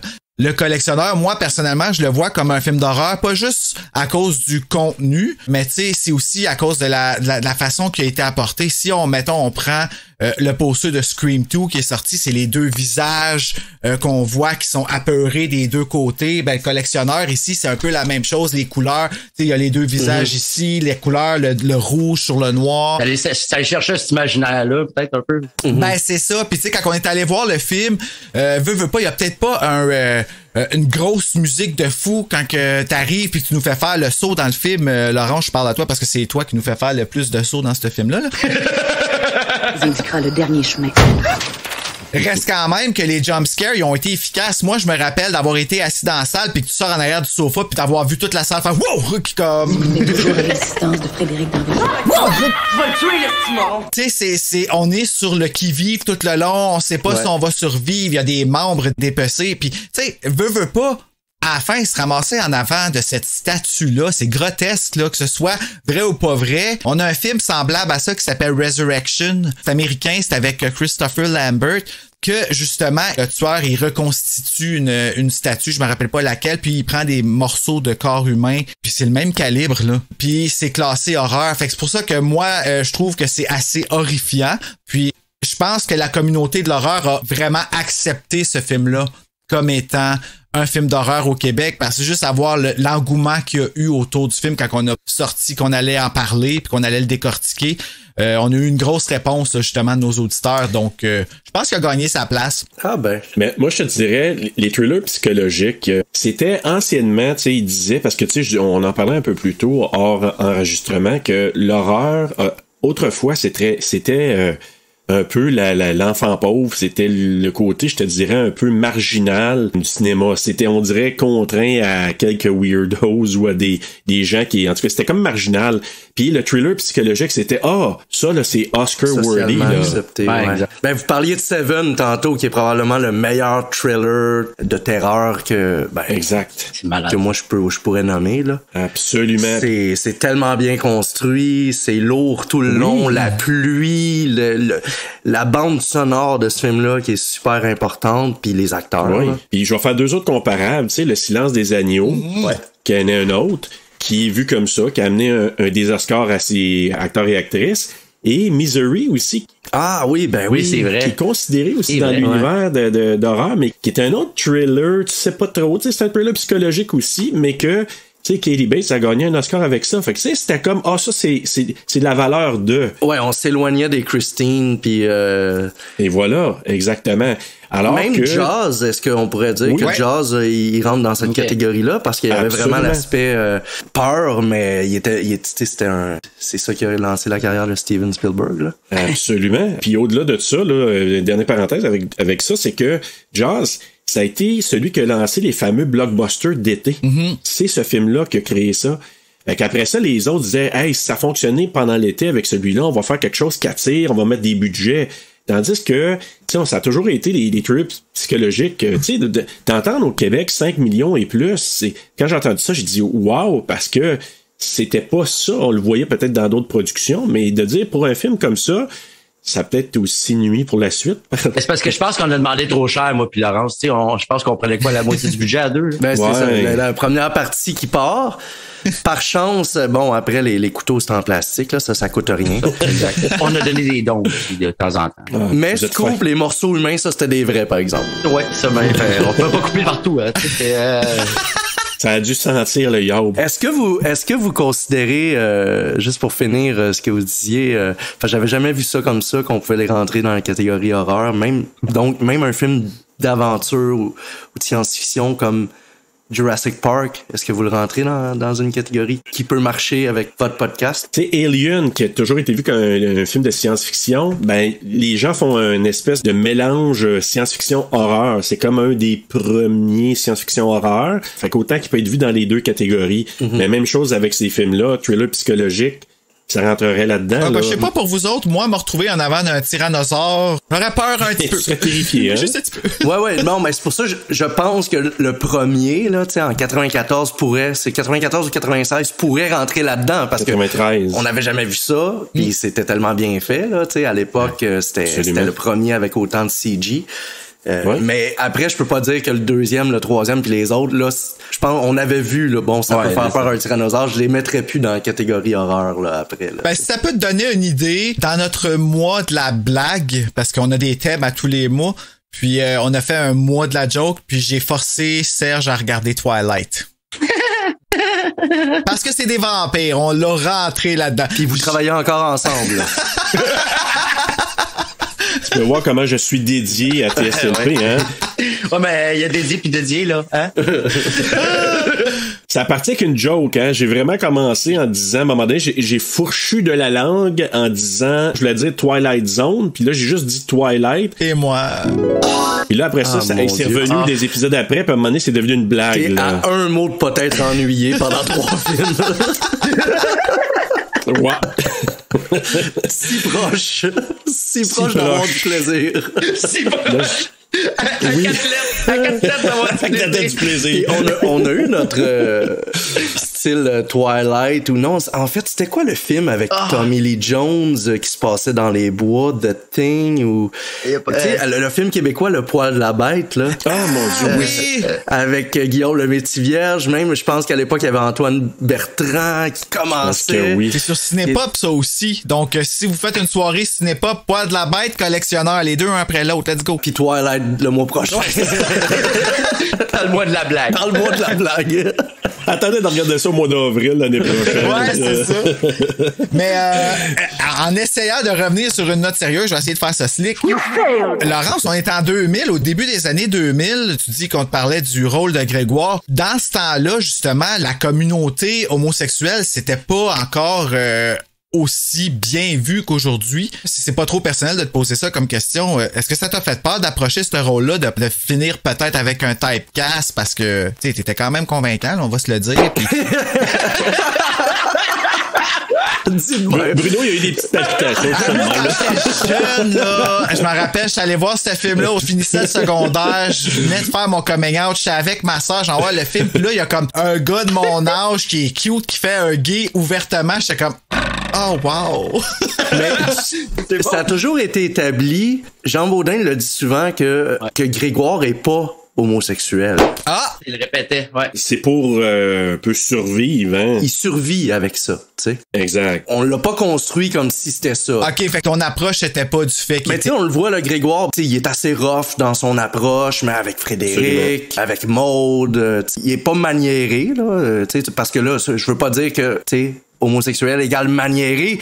On parle d'une époque où si tu voyais l'homosexualité à l'écran, souvent elle était plus maniérée. Là, c'était plus c'est justement, c'était ça qui était qui était un peu l'approche de ma question, parce que moi, en tout cas, en tant que jeune dans ce temps-là, c'était la première fois que je voyais au Québec un homosexuel puis qui était peint d'une façon normale et non pas genre comme Jean-Loup dans La Petite Vie. No offense, j'adore Jean-Loup dans La Petite Vie. Sérieux, j'ai-tu l'air fif? Oui ou non? Ben là, c'est dur à dire, hein? Je comprends ce que tu veux dire. OK, comme il est alpha ou leader, ou tu sais, il est pas victime. Exact, puis tu sais, il prend quelqu'un sous son...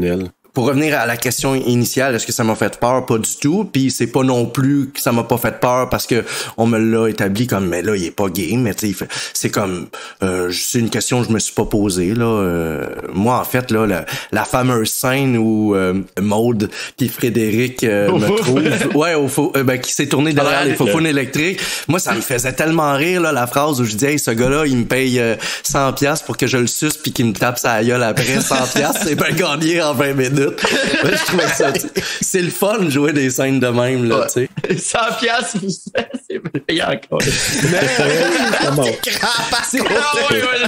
Mais, moi, je te dirais que les jokes que j'ai eus ou les commentaires que j'ai eus, là, pis tu sais, souvent, ça vient de tes proches, là, tu sais, plus que autre chose. Puis quand je dis tes proches, c'est pas ma grand-mère qui me disait, ah, tu suces des gros. Je parle de mes amis avec qui on peut déconner. Merci de préciser.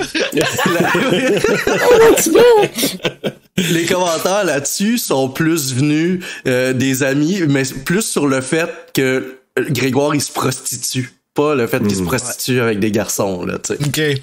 C'est drôle, tu dis ça, qu'il se prostitue, c'est comme ça fait partie du résumé officiel du collectionneur sur Cinoche. OK, tu vas voir à quel point t'es un punch important dans l'histoire. Un tueur en série collectionne les morceaux de ses victimes afin de reconstituer des corps parfaits. Point.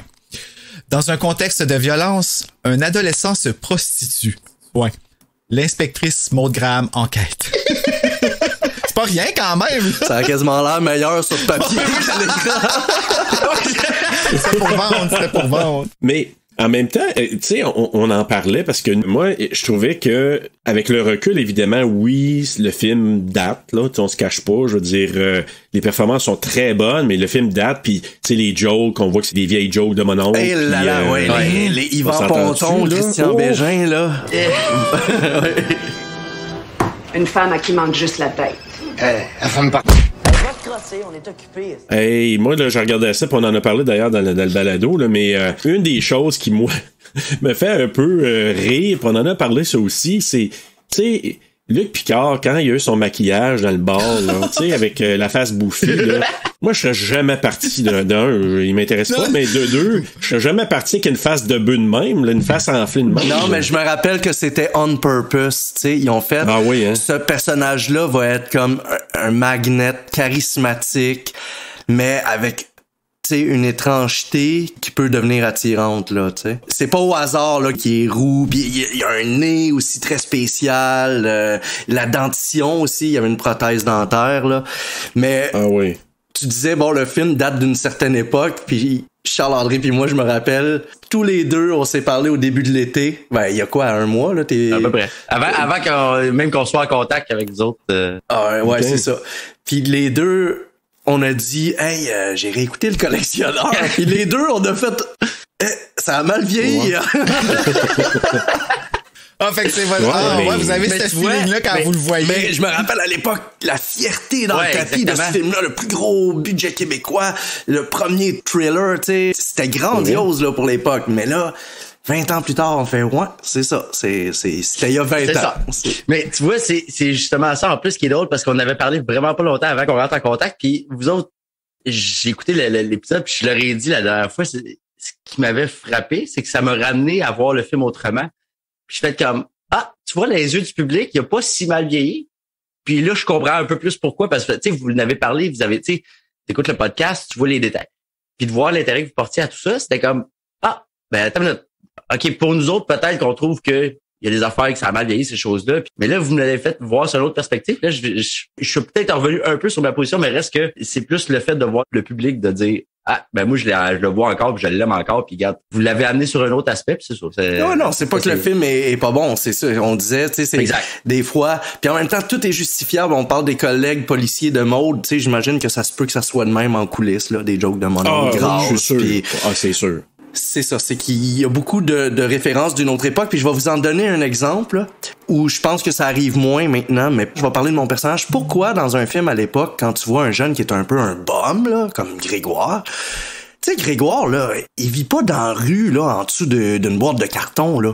Est-ce qu'il a besoin d'avoir son coat de jeans déchiré, son col de chandail déchiré, un tatou délavé dans le cou, des tatous ses doigts puis une chaîne? Tu sais, c'est comme ça, là. À cette époque-là, c'était tout le temps comme ça. Tu voyais un bum dans un film, fait que autant qu'il y a pas de cliché du point de vue de l'homosexualité chez Grégoire, il y a le cliché du bum dans la direction artistique.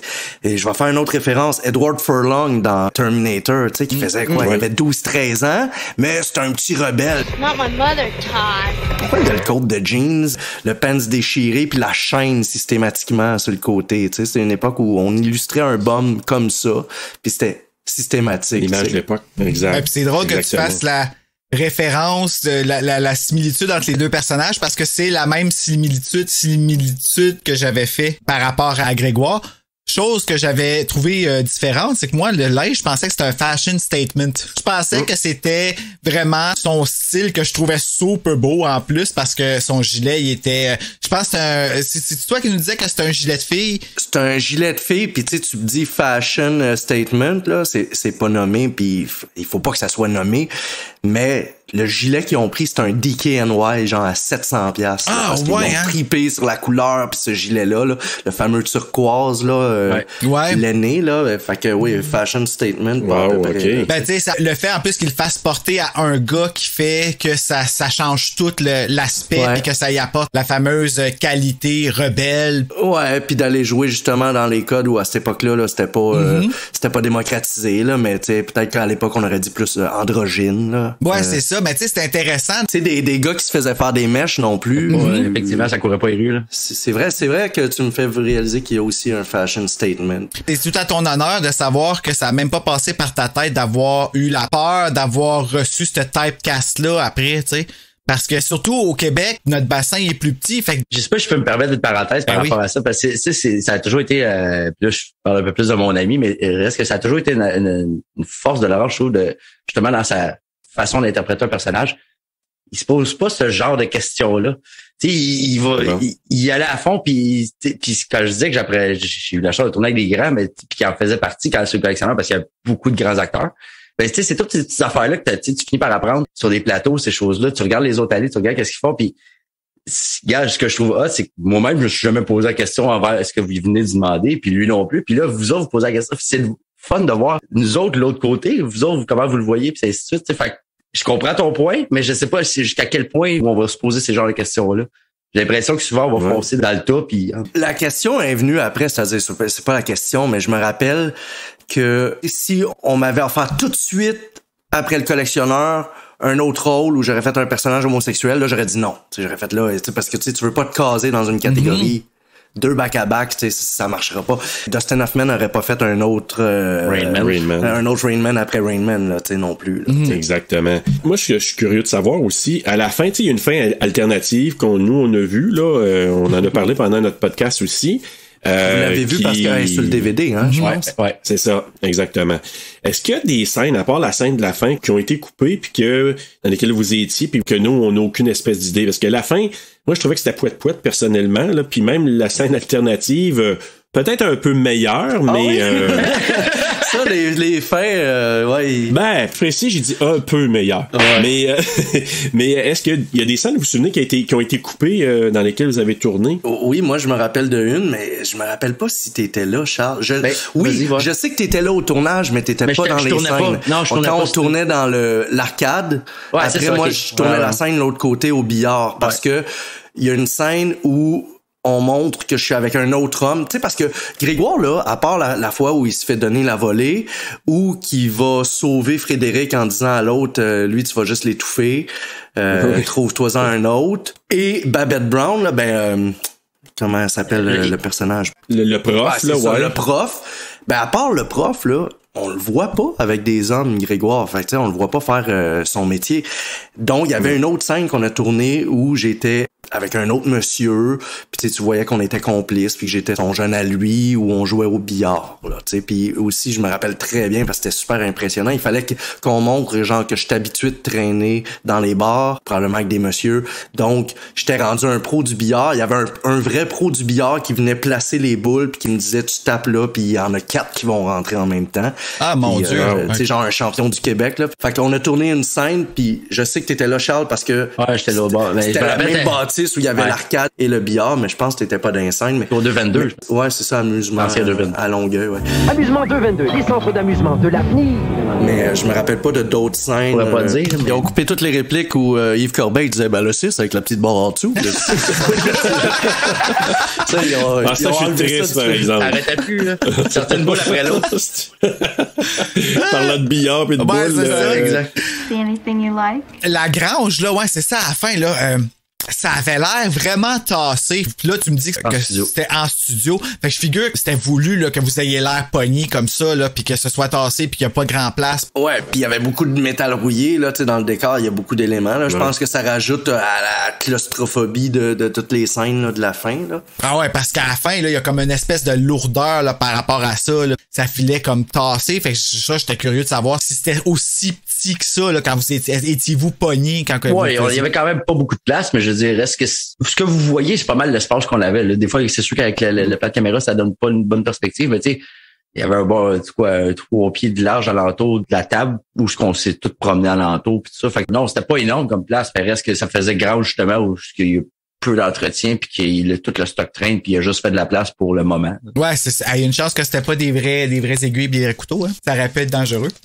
Puis on parlait longtemps là, de faire une suite au collectionneur. Là. Ouais, le tournage, il parlait de faire une suite, donc des aventures de Maud Graham. Je sais pas pourquoi ça s'est jamais concrétisé parce que le film a été quand même un bon box-office pour le Québec. Il a été bien reçu là, en critique.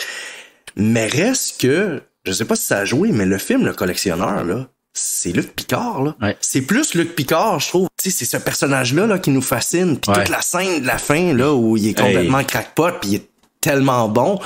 Je pense que la fin avec Luc Picard, à l'upstage, le personnage de Maud, là, tu sais, à la fin. C'est à ce moment-là que vous avez droit de vie ou mort sur une âme vivante. C'est à ce moment précis que vous êtes Dieu. Écoute, c'était tellement bizarre parce que je m'en allais justement dans cette voie-là parce que j'étais pour vous poser la question, c'était quoi de tourner avec ces comédiennes-là. J'avais dit à Bruno, moi, ce que je me souvenais du collectionneur, c'est la scène où quand Luc Picard lui dit, tu sais, puis là, elle criait.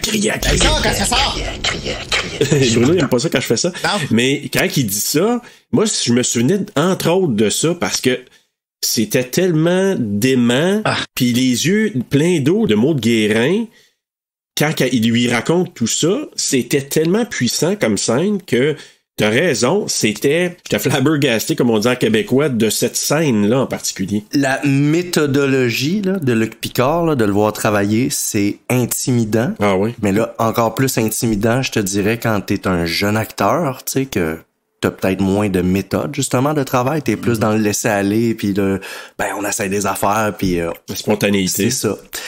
Tu le vois travailler en répétition, là, puis tu veux pas le déranger, là, la concentration, puis là, les gestes, il étudie les poses, le ton de la voix, les yeux.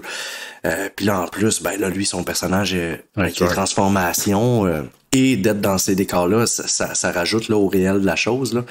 Mais moi, je me rappelle que c'est quand je savais que là, le film se tournait et avec Luc Picard, c'est autant la chose qui m'intimidait le plus, en même temps qui me rendait le plus fier, là, tu sais, de faire un film avec Luc Picard. Parce que c'était le gros nom de l'époque aussi, là. Ben oui, puis là, on venait de sortir de Omerta 4-5 ans avant, puis qui était comme là, je pense, une des meilleures séries qui s'est faite au Québec. Un gars qui s'est fait framer par la police, il s'en vante pas. Il avale sa pelule puis il ferme sa gueule. Ouais, c'est extraordinaire. J'ai trop peur de regarder ça. Moi, je trouve ça c'est trop vrai. Genre comme. Non, mais tu sais, Laurence, il parlait justement, tu sais, sa méthodologie de travail puis tout ça, puis je me rappelle encore aujourd'hui, ça a tellement pris du temps avant qu'on soit capable de le sortir, pas de le sortir de sa bulle, mais tu sais, qu'il se lâche un peu plus avec nous autres. Écoute, il est tellement drôle, ce gars-là, là, tu sais, j'ai le nombre de fois qu'on a eu du fun, mais autant, comme Laurence dit, c'était intimidant. Tu sais, veux pas, je suivais un peu plus Laurence s'il y avait déjà plus d'expérience que moi, ces plateaux. Fait que tu sais, déjà là, je forçais pas les choses. Je savais qu'il y avait certaines choses qu'on pouvait faire, ces choses-là. Fait que je le suivais là-dedans, mais de voir Luc passer, quand ils l'ont maquillé pis tout, pis qu'il est dans son rôle, parce qu'il rentre sur le plateau, il est dans le rôle, il ressort, il est dans le rôle. La minute qu'il est dehors, là, tu peux peut-être l'apercevoir en lui, mais sinon, la journée au complet, c'est le tueur, du collectionneur en partant, là. Tu sais, fait c'est impressionnant de voir ça. Mais quand il sortait de sa bulle, là, nous autres, des fois, c'est là qu'on avait non, mais il est drôle. Mais toi, t'as vécu plus de moments avec lui, là. Tu sais, je veux dire, toute l'escapade en auto. La scène avec le ketchup. Oui, rappelez-vous? Ça devait être drôle. Ah, t'as du ketchup ici. T'as du ketchup ici. Encore un peu. Ah, oui. Il s'en vient, mais là, écoute. Il y en a encore. Ici. Rire de même, parce que il l'exagérait, puis ça finissait plus, puis ça a été, tu sais, pour moi, ça a été des super moments, puis justement, tu sais, à ce moment-là, il est pas maquillé, c'est juste un gars de la DPJ qui vient me chercher, tu sais. Ben oui, c'est ça. Fait il est funny, tu sais, il était plus dans le personnage nécessairement du tueur à ce moment-là. Dans le personnage du père, là. Ouais, exactement. Là où j'ai encore plus trippé de tourner avec lui, de le voir travailler puis de faire tout ça, c'est la shot avec le Steadicam, que moi je l'observe à travers la porte. Il est en train de découper de quoi, il sort de quoi, puis il m'entend. Je pars à courir, je m'en vais me coucher dans la chambre, puis le directeur photo qui a... ça, c'était efficace comme scène. Quand il est arrivé là à 2 pouces de ta face, t'as comme même pas cligné là, du tout. Puis j'ai pèse épaules. Écoute, sérieusement, il y avait cette scène-là, moi ça m'avait marqué parce que autant que c'est intimidant, autant qu'il sait comment te mettre à l'aise aussi là. OK.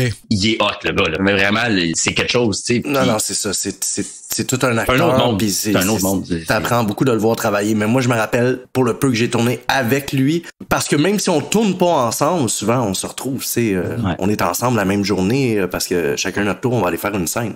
Mais la fois qu'il déconnait le plus, puis là, j'ai eu un flash, justement, quand il était en personnage, là, le rouquin avec le nez spécial, parce que là, il se mettait à se créer des personnages funny, parce que tout le monde le trouvait drôle, ce look-là. Mais ça m'a fait flasher que la référence de ce look-là, là, vous allez le voir autrement, avec le nez, les bajoux, puis le personnage de la série La Belle et la Bête. From the moment I saw her, she captured my heart. Oh my God! Oui, des années début 90. C'est vrai. Avec Linda Hamilton. C'est qui est justement une espèce de Twilight, là, l'histoire, là, qui est un personnage weird, mais charismatique. La fille Linda Hamilton, justement, à l'époque, qui était l'actrice qui tombe en amour avec. Fait, je me rappelle très bien que les prothèses étaient en référence de ce personnage-là, de la bête. Ah oui. Ah, c'est vrai. Parce que c'est Ron Perlman, je pense, là, qui faisait la bête, là. Exact. Ron Perlman, Hellboy. Oui, Hellboy en plus, Hellboy. oui. My God. Mais moi, c'est drôle, la référence que je vais vous faire, là, est vraiment ailleurs, là, mais moi, c'était Cruising Bar. Michel Côté. C'est vrai. Ça devait être ça, son déconnage, justement, en termes de personnage. C'est que tu peux avoir l'air autant d'un livreur de pizza louche que de Gérard dans Cruising Bar. Oui, mais, tu sais, on parle de personnage puis avec les piquants pis ça, là, tu t'en souviens quand il nous avait dit qu'il avait joué dans Elvis Gratton 2? Oui! Nous autres, là, il nous a tenus, là, pendant, une bonne demi-journée, c'était facile, à pas nous dire qu'est-ce qu'il faisait dans Elvis Gratton 2, mais non, parce que ça, c'est le lendemain. C'est le lendemain on l'a écouté le soir. On a écouté le film au complet le soir. Puis là, on tournait le lendemain parce que, puis là, on écoute, là, check fast forward. Pour finir par le lendemain, la séance d'autographe qui est tournée au complexe des Jardins à ce moment-là, Elvis Gratton signe des autographes. T'as une file de personnages qui viennent. Et lui, il se trouve à être l'hindou. Gratton moderne. Pig. Pour le vrai. Il est crédité au générique. Méconnaissable. Faut que je vois ça. C'est vraiment parce que c'est un chum à Falardeau. Oui, parce qu'ils ont tourné ensemble. Oui, mais oui. C'est pour montrer à quel point le gars, il était funny, là, en dehors de tous ces personnages de freak. Parce qu'en plus, je sais pas si tu te rappelles la race, mais des derniers jours de tournage, il avait appris, en tout cas, ça s'était confirmé qu'il allait faire le rôle de Moïse. Rock Thériault. C'est vrai, parce qu'il était dans le mood. Je me rappelle qu'il avait dit, je suis déjà dans le mood d'un tueur, d'un ça, fait qu'il continue, je veux pas avoir à me sortir de ce mood-là, puis après ça, comme vouloir s'en débarrasser une fois que c'est fait, là. Le garder. Man, c'est quelque chose. Un grand acteur. Ouais. Ah, c'est extraordinaire. Moi, je veux parler de Maude Guérin parce que je l'aime. C'est sûr. On était tout le temps ensemble, hein. La majorité de nos jours de tournage, on était un trio. On t'a-tu bien dans le gros lit? C'est un trio qui finit pas aussi, dans le sens, c'est pas juste quand on dit 3, 2, 1 action, là. Tu sais, c'est pendant, sur 1 mois et demi, on est tout le temps ensemble, tout le temps. On dîne ensemble aux mêmes endroits, tu sais. Il s'est vraiment développé, tu sais, je la recroise souvent encore, là, Maude, là, dans d'autres genres d'événements, puis il s'est développé une belle complicité. Va bien? Oui, très bien. Puis, tu sais, moi, je suis content, la carrière qu'elle a eue, là, après ce film-là, là. Parce que c'était le début. En tout cas, je connais pas beaucoup son curriculum avant Le Collectionneur. Mais moi, c'est là je l'ai connu. Je pense que c'est comme le premier gros rôle, selon moi. Là. Et c'est une de nos plus grandes actrices qui travaille le plus là en ce moment, depuis des années. Là, ça n'a jamais ralenti pour Maude. Tu sais, moi, ce que j'ai trouvé fascinant, c'est de voir dans les suppléments du DVD, tu sais, elle a fait une espèce d'ouvrage dans le making-of qu'elle faisait Maude Graham versus Maude Guérin, puis tout ça. C'était super intéressant. Puis on vous voyait les trois ensemble. On voyait votre dynamique pendant que vous étiez pas dans votre personnage. Je pense qu'on a une bonne énergie, tous les trois, hein, depuis les répètes. Ça a commencé dans les répètes. C'est deux colleux, surtout Charles-André. Moi, je m'entends super bien avec ces deux-là. Oh fuck, on voit mes doigts croisés dans le miroir. C'est pas fin, on s'entend bien. On s'aime. On s'aime-tu? On voyait à quel point qu'il y avait une complicité entre les trois. Elle avait vraiment l'air maternelle avec vous. Ouais, vraiment. C'était le cas. C'était le cas. Tu sais, puis il faut dire, quand c'est coupé, puis on a du temps avant de se remettre dedans, là, Charles et moi, là, ce n'est que du déconnage tout le temps. Puis là, un moment donné, c'est 3-2-1 action. Puis là, il faut retourner à des opposés. C'est-à-dire que là, Frédéric, tu sais, il est frêle, anxieux, timide. Puis moi, je suis, tu sais, tout le temps un peu bougonneux, rough. Puis là, c'est coupé. Puis là, on retourne. Puis on était de même, là, tu sais, Charles puis moi, là, tout le temps en train de Il y avait pas une scène de parapluie, d'ailleurs. Je sais pas s'il va s'en rappeler sûrement avec Raymond. C'est plein d'Abraham. Je me rappelle de Raymond, là, mais oui, attends, mais là, c'est quoi les gars du parapluie? Parce que Raymond, je l'ai croisé sur plein de plateaux. Je l'ai recroisé avec adorable madame. Raymond, quoi, à mesure quoi, 5 pieds maximum? Eh bah, était généreux. Bon, ouais. J'essaie d'être poli. Non. Puis, il pleut un peu. Puis c'est la scène où on s'en va au loin, comme dans tout bon film, sur les plaines d'Abraham, moi et Laurence, côte à côte. Et quand je te réveille, c'est ça? Exact, j'en viens tard, on va aller ailleurs. Là. On marche, puis bon, le plat de caméra, il est de loin. Fait que nous autres, on marche, puis à un moment donné, bon, ils disent couper, mais on est quoi, rendu à peut-être 50, 60 pieds? Ah, voilà, ça vient d'allumer de son bord. Oui. Elle vient nous... Parce que Raymond, c'était une coiffeuse. Il faut qu'elle nous protège les cheveux de la pluie, là. Fait qu'elle a décidé de partir avec 2 parapluies. Et non, un chaque, mettons, avec quelqu'un d'autre qui aurait été peut-être plus logique en voyant 2 jeunes de 15 et 16 ans qui doivent revenir dans 60 pieds. Et on reste très calme, moi et Laurence, en revenant, puis on voit que c'est Raymond avec 2 parapluies. Fait qu'on fait... À 3, 2, 1, on part chacun de bord en courant. C'est bon. 3, 2, 1, go. Boum! Écoute, c'est chiant pour Raymond. Freeze! En plein milieu des plaines. Elle est bien peignée, mais elle n'a pas besoin de parapluie. Elle n'a pas les bras assez longs pour couvrir.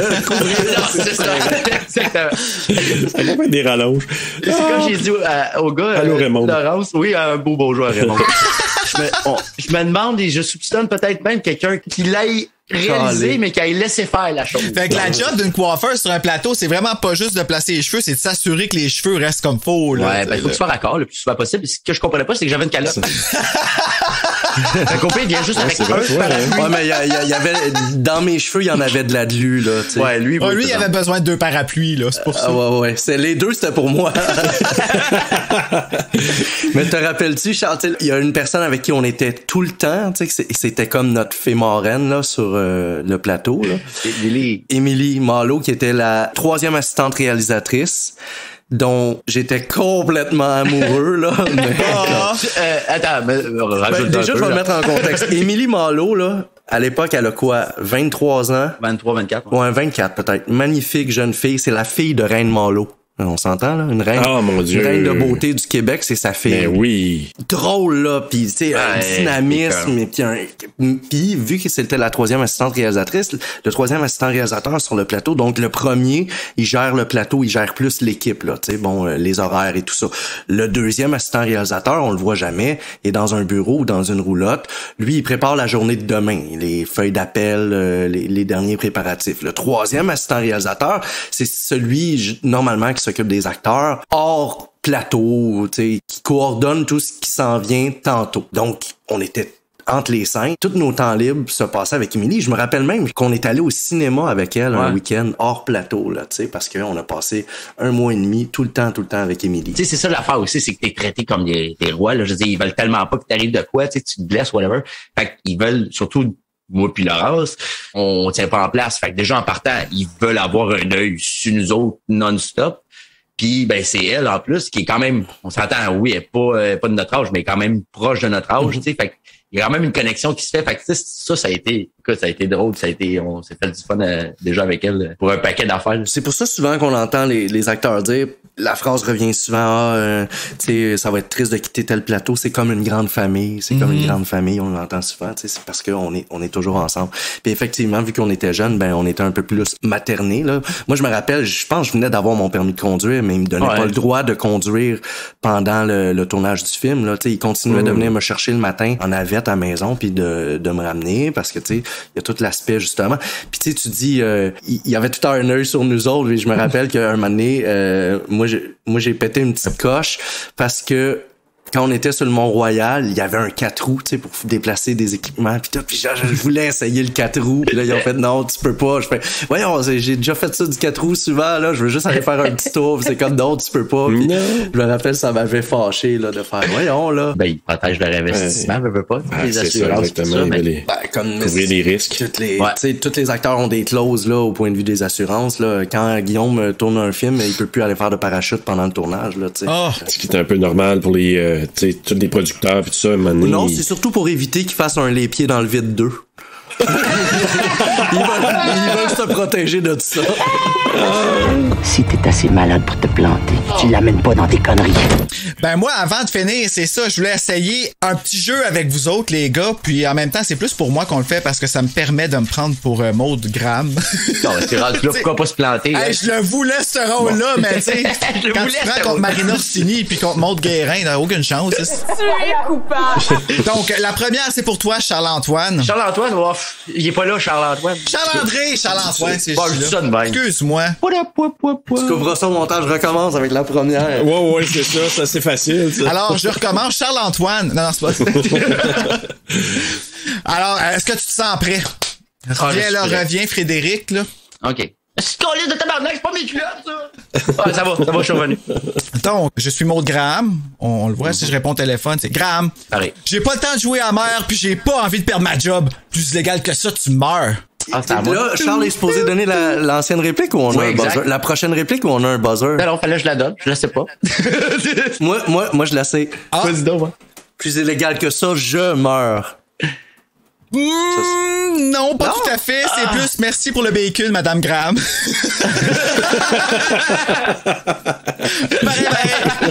Oui, avec une espèce de clin d'œil de Grégoire qui fait hey, exactement. Bien joué, tu vas l'attendrir. Celle-là, c'est une de mes préférées à ta minute. Fait que là, c'est pour toi, ça, Laurence. Grégoire, je pense qu'on l'a. Asti, je vais l'avoir. Est-ce que je vais l'avoir, le tabarnak? On va l'avoir, hostie qu'on va l'avoir. Ouais. Là, je l'avais. Grégoire, je pense qu'on l'a. On va l'avoir, hostie qu'on va l'avoir. Je m'en rappelais, je sais pas. Comme les deux connaissent les lignes de l'un de l'autre. C'est vrai que c'est bon, ça. Mais moi, en tout cas, il y en a une que j'ai bien aimé, c'est les plaines d'Abraham, en tout cas, de la part de Laurence. Sur les plaines d'Abraham, à ta minute, c'est... je suis d'ose avec moi. Justement, quand il vient d'aller chercher Frédéric, il y en a juste une scène. Il y a un gars qui passe. Ah oui, je l'ai même pas pris, celle-là. Va te crosser, si on est occupé. Ici, c'est le genre d'affaire, tu t'entends ça, tu fais tu sais, comme quand t'écoutes le film, tu sais, j'aime ça parce que des films, des fois, qui sont très tendus, d'avoir juste quelques petites passes drôles, ça t'amène ailleurs, puis ça détend, fait que ça, moi, j'adore ça, fait que ça et celle de Charles-André aussi. Comme la shot des bobettes de Charles-André, qui a justement dit, c'est drôle en crime, là, que avec Grégoire, il fasse pas moi, ça, si je suis pas fif. C'est justement, c'est dans cette ligne-là, Charles-André, si tu veux faire l'affaire avec moi, là, me donner le... OK, on donne un petit boost, ouais. Charles-André arrive en disant, tu l'as mis où mon sac? Et Maud de renchérir. Hey, Frédéric, come on, là. Je le sais. Attends, c'était quoi déjà? Je l'avais mis sur le lit avant de partir. Ah oui, c'est vrai. J'avais ça avant. Tu veux-tu le refaire? Essaye, mais je m'en rappelle plus. Hey, d'un coup que t'aurais le rôle. Ouais, c'est ça. T'es un coup qu'une suite. C'est ça la réplique? Je l'avais mis sur le lit. Hey, Frédéric, come on, là. Je l'avais mis sur le lit avant de partir. Tes bobettes sont sur la commode, là. Mets ton sac, fais-moi pas chier. Ton lit de tabarnak, c'est pas mes bobettes, ça. Yeah! Parce que j'ai marre, c'était pas parfait, mais... Ouais, regarde, ça s'arrange tout au montage, ça. Ben oui. Ce sac-là, cette ligne-là, précisément, et Laurence pourrait le prouver, ça, c'était moi. Ouais, c'est ça que tu nous avais dit, comme quoi que ça venait vraiment de ton fond. Mais tu sais, tout est dans le son qui baisse aussi parce qu'il change. Est-ce que tu calais, c'est il n'est pas supposé dire ce mot-là, fait que techniquement, on l'entendra pas. Il parlait des sons, mais ce film-là, tu sais, il y a vraiment, c'est l'Orchestre symphonique de Québec qui joue beaucoup de parts, mais toute la bande sonore, là, est extrêmement importante pour faire monter la tension. Puis tu sais, juste à penser, là, que ça m'écoeure encore, là, le père... du personnage du collectionneur au début du film, là, quand il mange son spaghetti au palo. C'est dégueulasse. Tu l'entends, là, t'entends des palos. Tu vas vomir, je vais vomir et tout. Ouais, comme le bruit juteux, genre, c'est muqueuse, là, t'es juste comme... Ah, c'est... Ouais. Non, puis on l'a souligné dans le balado aussi, là, la musique, l'ambiance, tu sais, comme toutes les scènes de tension, tout ça, je trouve que c'est encore efficace, mais... Puis la petite toune, mais ça, Bruno l'a adoré. Elle chante encore, mais c'est cute, là, veux pas, tu sais, t'as le petit moment de comme... Est-ce que ça avait sa place dans le film, étant donné qu'on n'a pas eu les suites qu'on voulait? Moi, on dit que je suis déçu qu'on n'ait pas eu les suites. Maud qui s'attache à Frédéric, s'en va avec le bateau, qui l'amène chez ses parents, puis tout ça, étant donné qu'on a comme pas eu plus de développement, parce qu'on n'a pas eu de suite, on dirait que cette scène-là avait un petit peu moins sa place, mais tu sais... It is what it is, là. Je me demande ce qui serait arrivé si, justement, il y avait eu une ou des suites à ce film-là avec cette relation-là. Tu sais, c'est parce que dans les livres, elle n'existe plus, là. Tu sais, je veux dire, c'est attaché. Ce livre-là, Grégoire revient, mais en même temps, le public, c'est ça, tu peux pas l'enlever, là, ce trio-là, là, tu sais. Il aurait fallu que ça sorte un peu du sentier des livres, là. Comme ils font avec toutes les adaptations. Ouais, quand ils font des spin-offs, ils ont à la télé, aujourd'hui, tu sais, si on prend juste Shadowhunters, Mortal Instruments, ils ont dévié. Ils ont fini à la même place, mais tout ce qui se passe dans le milieu. Ouais, exact. Ça n'a rien à voir avec les livres, là, tu sais. Beaucoup de liberté, quand même, là, avec l'œuvre à l'écran, tu sais. Puis d'ailleurs, les gars, j'imagine, si on vous appelait pour dire, écoute, on fait un collectionneur 2 genre tant d'années plus tard, puis qu'il y a une enquête, peu importe si c'est parallèle, même si c'est pas là, évidemment c'est pas le même tueur, là, mais si on vous disait, écoute, on aimerait ça vous retrouver 20 ans plus tard, j'imagine, vous diriez oui. Ça serait pas long. Ça serait pas long. C'est pas long, hein? Non. Oui. Ouais. Pour moi, là. Ben, dans mon cas, c'est pareil. Encore là, j'en reviens au fait, mais tu sais, je dis de retrouver toute cette gang-là, jusqu'à un certain point, tu sais, je dis de retrouver Maud, retourner avec Laurence, c'est une autre occasion d'une vie qui se repassera peut-être pas. Fait que tu sais, c'est sûr que moi, ça sera un oui automatique. Fait qu'on envoie ça dans l'univers, là, drette là. Ben, tu sais, why not, hein, rendu là. Tu sais, on dit collectionneur 2, mais ça peut être une autre enquête de Maud Graham, qu'on voit des personnages rattachés. Ça pourrait être exceptionnel. Parce que c'est ça, techniquement, le titre, hein, en anglais. Collector Maud Graham Investigates. Pourrait mon personnage peut devenir un genre de Better Call Saul. Tu sais, je dis, ils vont pas faire un spin-off après, tu sais, au lieu de Breaking Bad. En tout cas, je me vois loin. Pas. Moi, je me suis déjà fait reconnaître à Cuba par une Cubaine. Montréalaise. Non, non, par une Cubaine résidente de Cuba. Parce que le film a été traduit en espagnol, puis elle me disait, c'était pas... il faut que je le retrouve. Je pense pas que c'était El Collector, mais le film a joué là-bas à la télé publique en espagnol. Ouais. Ça doit être bizarre de se voir doublé. Hein? Il a été fait en allemand aussi. Il a été doublé en allemand aussi. Ah oui, c'est vrai. Oui. C'est vrai qu'il a été fait en allemand. C'est fucked up. Ça, je l'ai pas vu, mais j'ai pas vu non plus. J'ai entendu une séquence. Ben, tu peux voir la bande-annonce sur YouTube. Ah ouais? Ok, je vais aller checker. C'est assez fucked up d'entendre les voix en russe. Je sais pas s'il l'a encore. Je sais que j'avais entendu. C'est surtout fucked up d'entendre les voix en russe. C'est un film, la version allemande. Ça doit être vraiment fucked up. Avec un réalisateur ukrainien, Radio Miroir, c'est un délice pour les temps. J'avoue. Oh, wow. Ça serait aussi délicieux que Bruno qui donne des acteurs en russe. Faites-moi plus jamais ça. Il aurait pas fallu qu'on fasse ça. M'a amené un film russe où est-ce qu'il a fallu que je nomme les acteurs, mais je m'étais pas préparé. Moi, j'y vais, tu sais, je les lis au fur et à mesure. Puis là, je suis arrivé sur le premier nom, je suis comme ça va pas bien se passer. Je pleure. J'ai jamais pleuré autant, tu sais. Oh, mon Dieu. Ben on arrive déjà à la fin de notre émission. On a bifurqué parce que t'avais pas une dernière question quiz. Oui, moi si vous voulez la faire, moi je suis vraiment dedans. Je suis toujours dedans pour être Maud Graham. Moi là, le Maud Graham. Maud Graham. OK.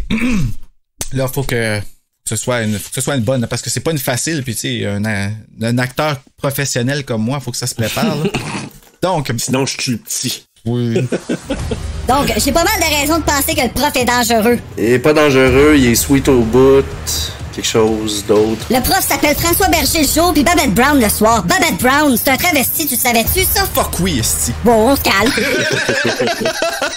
On s'y croirait. Mais moi, c'est l'intensité de la manière qu'elle dit, tu sais, le Babette Brown le soir. Babette Brown, tu savais-tu ça? C'est un travesti. Ah oui, comme si c'était un gros issues, là, tu sais. Comme, oh mon Dieu. Ouais, c'est ça. Quand on disait une autre époque. C'est ça. Et voilà. Une autre époque. C'est vraiment une autre époque. Autre époque, autre meurtre. Vous êtes bons, les gars. Sérieux, pour un film qui a été fait il y a 22 ans, on pourrait vraiment vous reprendre pour le deuxième. Vous êtes prêts? Ouais, c'est ça que sauf que là, je vais apprendre mes textes. Je pensais pas qu'après 20 ans, on avait des questionnaires. Simon Guérin, elle peut pas, là, moi, je m'offre. Ah, on a Bruno sur le site. Ben oui, écoute, si on est capable de transformer François Bergier en Babette Brown, aussi crédiblement, on est capable de transformer Bruno en Maud Garam. Et voilà. Pourquoi pas? Mais il y avait un casting incroyable là, sur ce film-là, là, que tu sais, quand vous passez la liste des noms, là, Yvan Ponton, Christian Bégin. J'ai Julie Ménard aussi. François Papineau. Yves Jacques. Ouais, François Papineau qui était le chauffeur de taxi. Charlie Arquette, après. Genre. Ouais, genre. Ouais, on s'est posé la question, justement. Non, ouais. 000, puis c'est assez étonnant, là, tu sais, pour le nombre de gens qui s'appellent Arquette, qu'on ait fait le même métier en même temps. Puis après, même, on a joué frères et sœurs dans Ramdam. Ah ouais, dans Ramdam. Ouais. J'avais pas, mais j'ai oublié ça. Moi, je me suis fait dire que quand elle est arrivée, là, mettons, à 13 ans, elle a commencé à passer des auditions, ça y avait donné un coup de pouce parce que là, moi, à l'époque, tu sais, c'était mes grosses années. Fait que les directeurs de casting, ils faisaient, ah ouais, Arquette, ben oui, on veut l'avoir en audition, tu sais, ça va bien aller, là, tu sais, elle connaît ça, là, elle connaît la poutine, là, tu sais, c'est la sœur de Laurence, là, tu sais, les gens pensaient ça ou que c'était ma cousine. Ah oui, ok. Ouais. Mais tu vois, c'était un peu ça qu'on pensait justement dans le balado. Je pense que je l'avais soulevé à un moment donné. J'ai dit, hey, c'est peut-être sa sœur ou sa cousine. Là, j'étais allé checker sur Internet, j'ai pas trouvé ma réponse. Puis là, tu sais, Yves Jacques, là, c'était quelque chose, là, avoir Yves Jacques, là, sur le plateau à l'époque, là. C'était toutes ces années de grands rôles en Europe. Ça tournait La face cachée de la Lune, tu sais. C'était le plus gros film du Québec. Ils ont mis la sauce, là. Puis le film est quand même construit comme ça, là, tu sais. Il y a énormément de lieux, là. C'est rare qu'on voit autant de lieux différents au Québec, là, je veux dire, dans un film. Puis, tu sais, des lieux à grand déploiement, là. Juste le premier corps qui est retrouvé, l'hélicoptère dans le port, tout ça. Là, je te dis, je trouvais que ça sonnait comme américain, là. Des scènes de nuit, c'est beaucoup plus cher à tourner aussi. Beaucoup de scènes de nuit, en nature. Avec la musique grinçante, là. Et José Tremblay, là, qui fait la fille qui découvre le corps quand elle parle au policier. Cette scène-là, là, est intense, man. Elle joue incroyablement, là. Tu vois qu'elle vient de voir quelque chose qu'elle était pas supposée, là, tu sais. Ouais, c'est ça. Hey, petite question rapide, là. C'est qui joue le rôle de Michel Rochon, mais quand il était plus jeune? Ben, mon backup. Ouais. Il se passait de quoi, c'était lui? Ah ouais, hein? S'il m'arrivait de quoi sur le plateau, quoi que ce soit, c'était mon backup, tant à long terme qu'à court terme, là. Mais c'était il a fait Michel Rochon jeune, mais je m'étais fait dire que c'était le choix s'est fait entre moi et lui au final. Ah, OK. Puis étant donné qu'il m'avait pris pour le rôle, ben il avait donné le rôle de Michel Rochon. On parlait du casting, Nico Gagnon aussi qui fait le père de Michel Rochon, Nico Gagnon, grand acteur de théâtre, Oui, celui qui mange des ballots, qui est maintenant le porte-parole de Canadian Tire. Ah, pour le vrai? Oui, c'est celui qu'on voit dans toutes les annonces de Canadian Tire. Ah ouais. C'est bon là les liens qui se font, c'est fou. Alexis Martin. Oui! Alexis Martin, ben oui. Tellement drôle. Professeur Gagouri. Qui a un intérêt envers Maude. Mais parlons de la mère en terminant. Ah, pas l'air d'une mère. Parlons de celle qui est pas vraiment une mère. Ça explique bien des choses. Touche mes abs, ah ouais. D'ailleurs, je pense dans le podcast, à un moment donné, vous mentionnez la main, vous vous demandiez c'était qui la main, c'était la main du Réal. La main de Jean Baudin qui... Oui, c'est pas le jeune qui va y toucher, minoucher le bédon, là. Non, effectivement, mais vous posez la question, mais ça en est une réponse. Est-ce que vous aviez lu le livre? Non. Moi, je l'ai lu après. OK. Parce que souvent, les livres, le film n'est pas nécessairement pareil, et puis là, je donne la raison aujourd'hui que j'ai analysé par la suite dans le sens pourquoi j'avais fait ça. Parce que sur le coup, quand t'es jeune, tu y vas comme go with the flow, là. Je pense que ça m'aurait influencé sur ma façon de jouer, mais peut-être pas positivement. Parce que il est pas exactement... Il est différent, là. Ouais, exactement. Puis souvent, le réalisateur a une vision. Ils l'ont écrit d'une manière aussi. À l'époque, j'avais pas pensé à tout ce cheminement-là, mais je pense qu'au final, inconsciemment, je l'ai fait comme ça, puis ça a donné ce que ça a donné. Serge, tu parlais de la musique d'Elvis, là. Oui. Moi, j'étais très curieux, puis tout l'aspect production, là, curiosité, ça m'intéressait au max. Je peux te confirmer que la succession d'Elvis a été payée plus cher pour le collectionneur que Charles-André puis moi réunis. Ah, ouais. Sûrement. Ouais. Je me rappelle, ça a coûté une fortune avoir les droits, là. Genre, on parle de un peu plus que 50 000 $. C'est fou, là. D'ailleurs, c'est pour ça que je disais à Bruno, c'est parce que dans le roman, c'est Love Me Tender qui écoute tout le temps, même que on est dans la tête à un moment donné de Michel, ce qu'on voit pas dans le film nécessairement. Puis lui, il écoute ça dans sa voiture, là, Love Me Tender, ça lui rappelle de ses années avec sa mère. Puis dans le film, ben, c'est une autre chanson, là, c'est pas la même. Me like a fool. Ouais, exact. Ouais. Chaque fois que je l'entends, je pense au collectionneur, par exemple. Ouais. Fait que c'est quand même un bon investissement quand tu y penses. Tu vas pas être le seul là, que quand t'entends ça automatiquement une pensée qui s'en va là. Mais je pense aussi que c'est en plus un statement pour ce film-là, vu que c'était le film à grand déploiement, premier gros budget québécois, de faire non seulement ça, mais tu sais, regarde, on s'est payé des tunes, puis le seul qui fait ça maintenant, le seul, il me semble, qui a fait ça après, c'est Ricardo Troggi. C'est qu'on entend tout le temps des classiques des années 80 dans sa série de films, là, 80. Et Jean-Marc Vallée aussi dans Crazy. Oui, aussi, évidemment. Là, ça, là, c'est deux, mais t'as raison, Troggi aussi, parce que... des Scorpions, là, dans le film, puis des grands classiques, là, oui.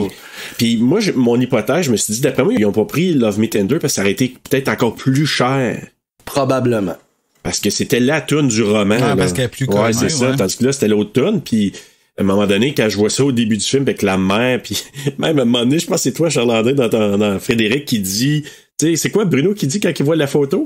C'est ta mère? Ouais, ça n'a pas l'air de mère.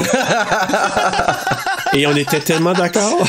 Mais ça a l'air de quoi de mère? Ouais, mais c'est ça, mais pas elle. En tout cas, ça n'a pas l'air de elle. En tout cas, moi, la mienne était non. Oh non. Mais tu sais, tu y dis en plus, c'est ta mère. Et... Elle n'a pas l'air d'une mère. Mais non, mais tu sais, qui voit sa mère déjà là avec la main qui fait à ça? Moi, je l'ai pas vu, l'adversaire, je l'ai pas vu, mais tu sais, tu vois tout de suite en partant qu'il y a de quoi qui cloche. Ouais, mais quand tu sais pas quel genre de gars qui est, lui, Michel, en là, plus, tu viens de dire ça, il aurait pu avoir un trigger tout de suite. Là. Ah oui, effectivement, mais il y avait d'autres plans. Ouais, il voulait collectionner encore.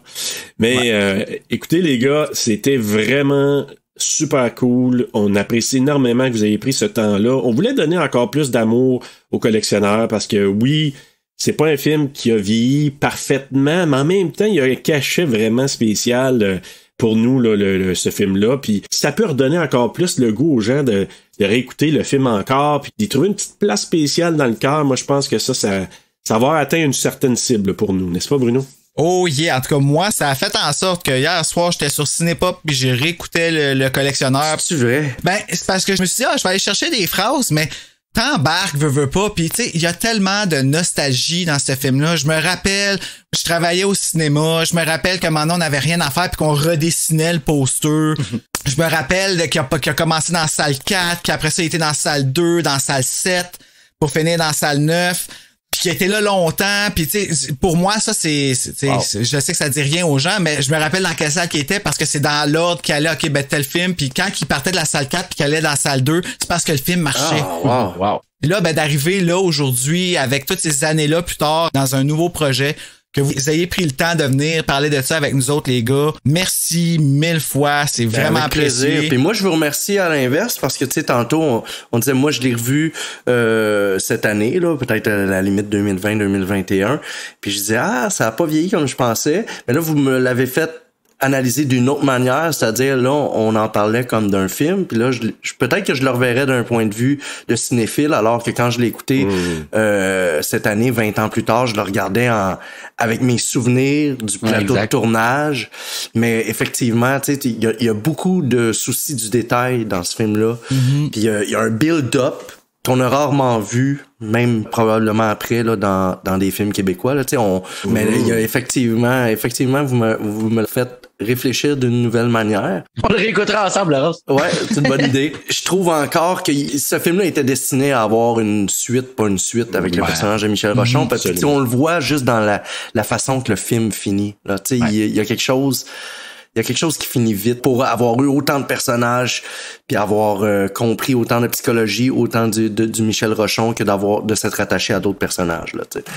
On vote pour le Collectionneur 2 ou Les Aventures de Maud Graham. Oui, absolument. Puis soyez fiers de ce que vous avez fait. On parle à Maud, Ben, écoutez, moi, je vais vous dire une chose. Là, oui, on a parlé de Jean Baudin, qui est un réalisateur incroyable, Luc Picard, Maud Guérin, toutes les autres que, Laurence, tu nommais tantôt au niveau du casting, c'est incroyable. Mais je tiens à préciser quelque chose. Moi, le lien qui est entre Grégoire puis Frédéric, c'est assez unique. Nous, c'est quelque chose qui est venu nous chercher. Mais moi, j'avais ma conjointe qui a couvert le film avec nous puis qui est tombée en amour avec vos personnages. Puis, on en a parlé beaucoup de ça. Puis, on n'a pas de tonnes de personnages qui ont ces liens-là comme ça, dans un film comme ça en plus. Moi, je trouvais que c'était une force du collectionneur d'avoir ce lien-là. Puis vous avez joué ces deux rôles-là, bravo. Merci vraiment, c'est apprécié les commentaires, mais vous faites une super job, puis tu sais, je sais que des fois on manque de temps puis tout ça, puis on a toutes nos occupations, puis mais je trouvais que justement, vous de votre côté, de la manière que vous apportez les affaires, vos analyses, ces choses-là, ça, je trouve ça intéressant parce qu'ils me l'ont fait voir autrement. T'sais. Fait que puis là, en plus de participer avec mon meilleur chum qui est en plus dans le film, puis vous deux on a déjà fait Eden Lake ensemble, ça a juste amené un autre moment, puis ça me fait redécouvrir le film. C'est quoi Eden Lake? C'était un film qui nous a été imposé par Horreur Québec, le site notre site québécois de l'horreur. Eux autres, à tous les mois, on a un thème. Puis là, c'est le thème de l'été, puis Marc Boisclair nous a imposé le film Eden Lake. C'était-tu bon? Moi, j'ai bien aimé ça, là. C'est quelque chose. Ça fesse! Ouais, c'est un film de quelle époque? 2000. Ah, ok. Ouais.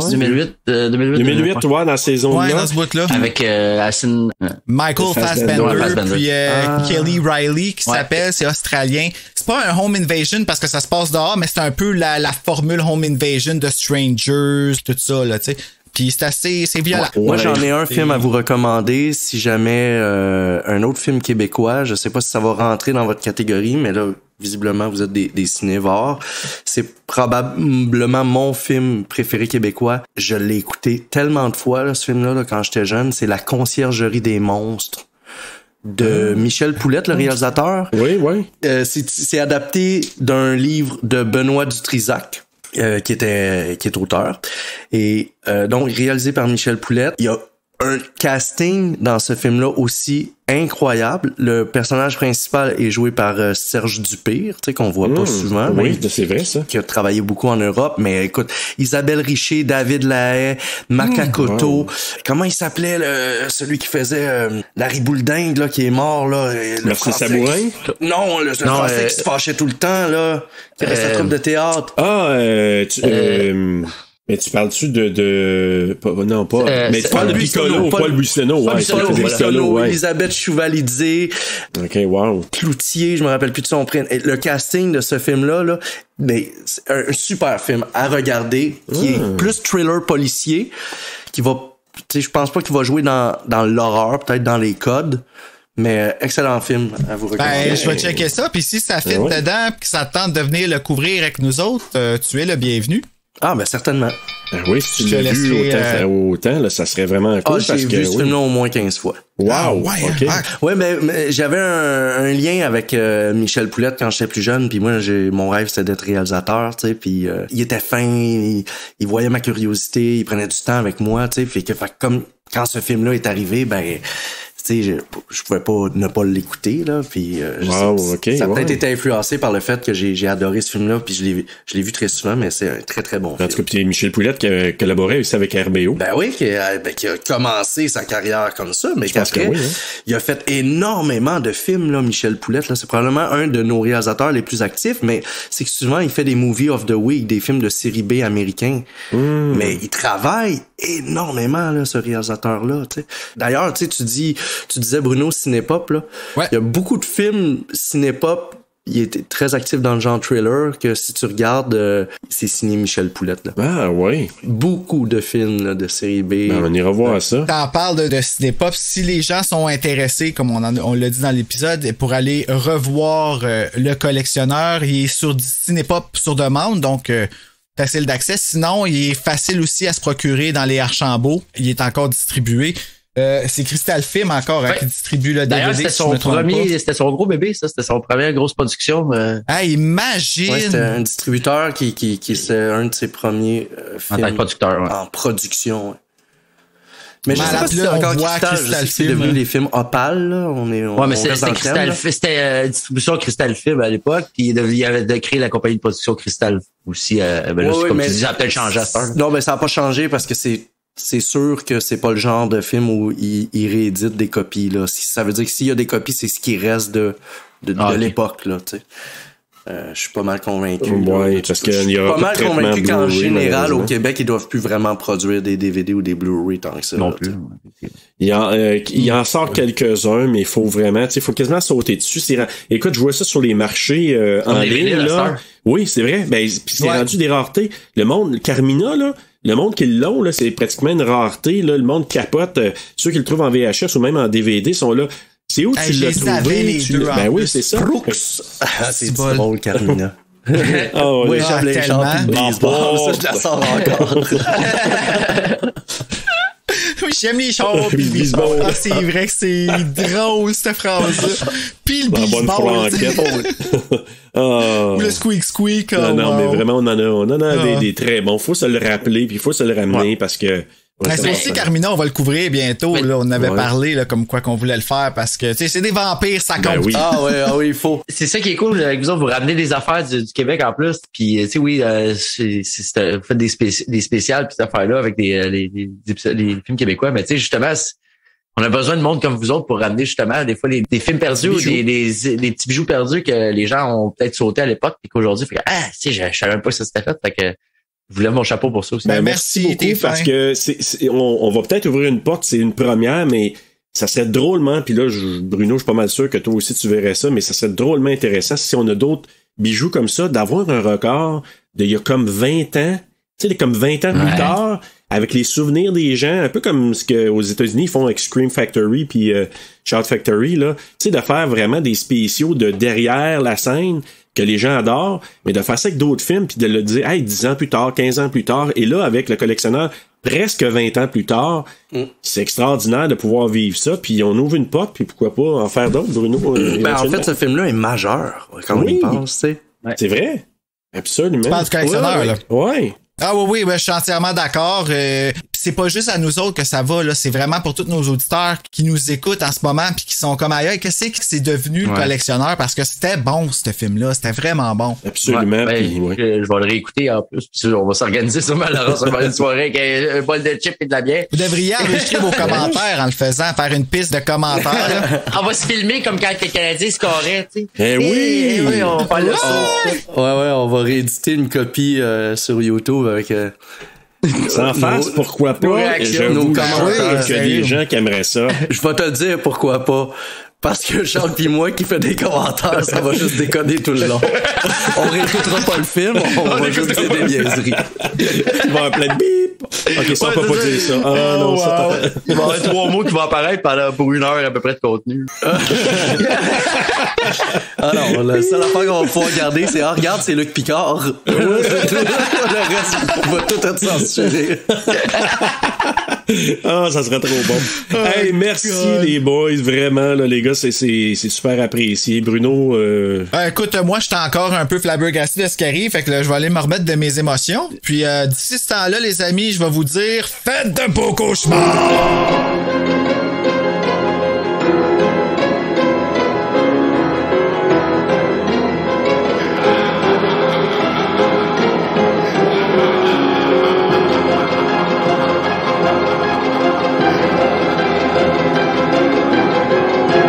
voilà. Ça va être arrangé. Ouais, j'imagine qu'il va y avoir de l'écho, là. Ça va pas finir dry demain.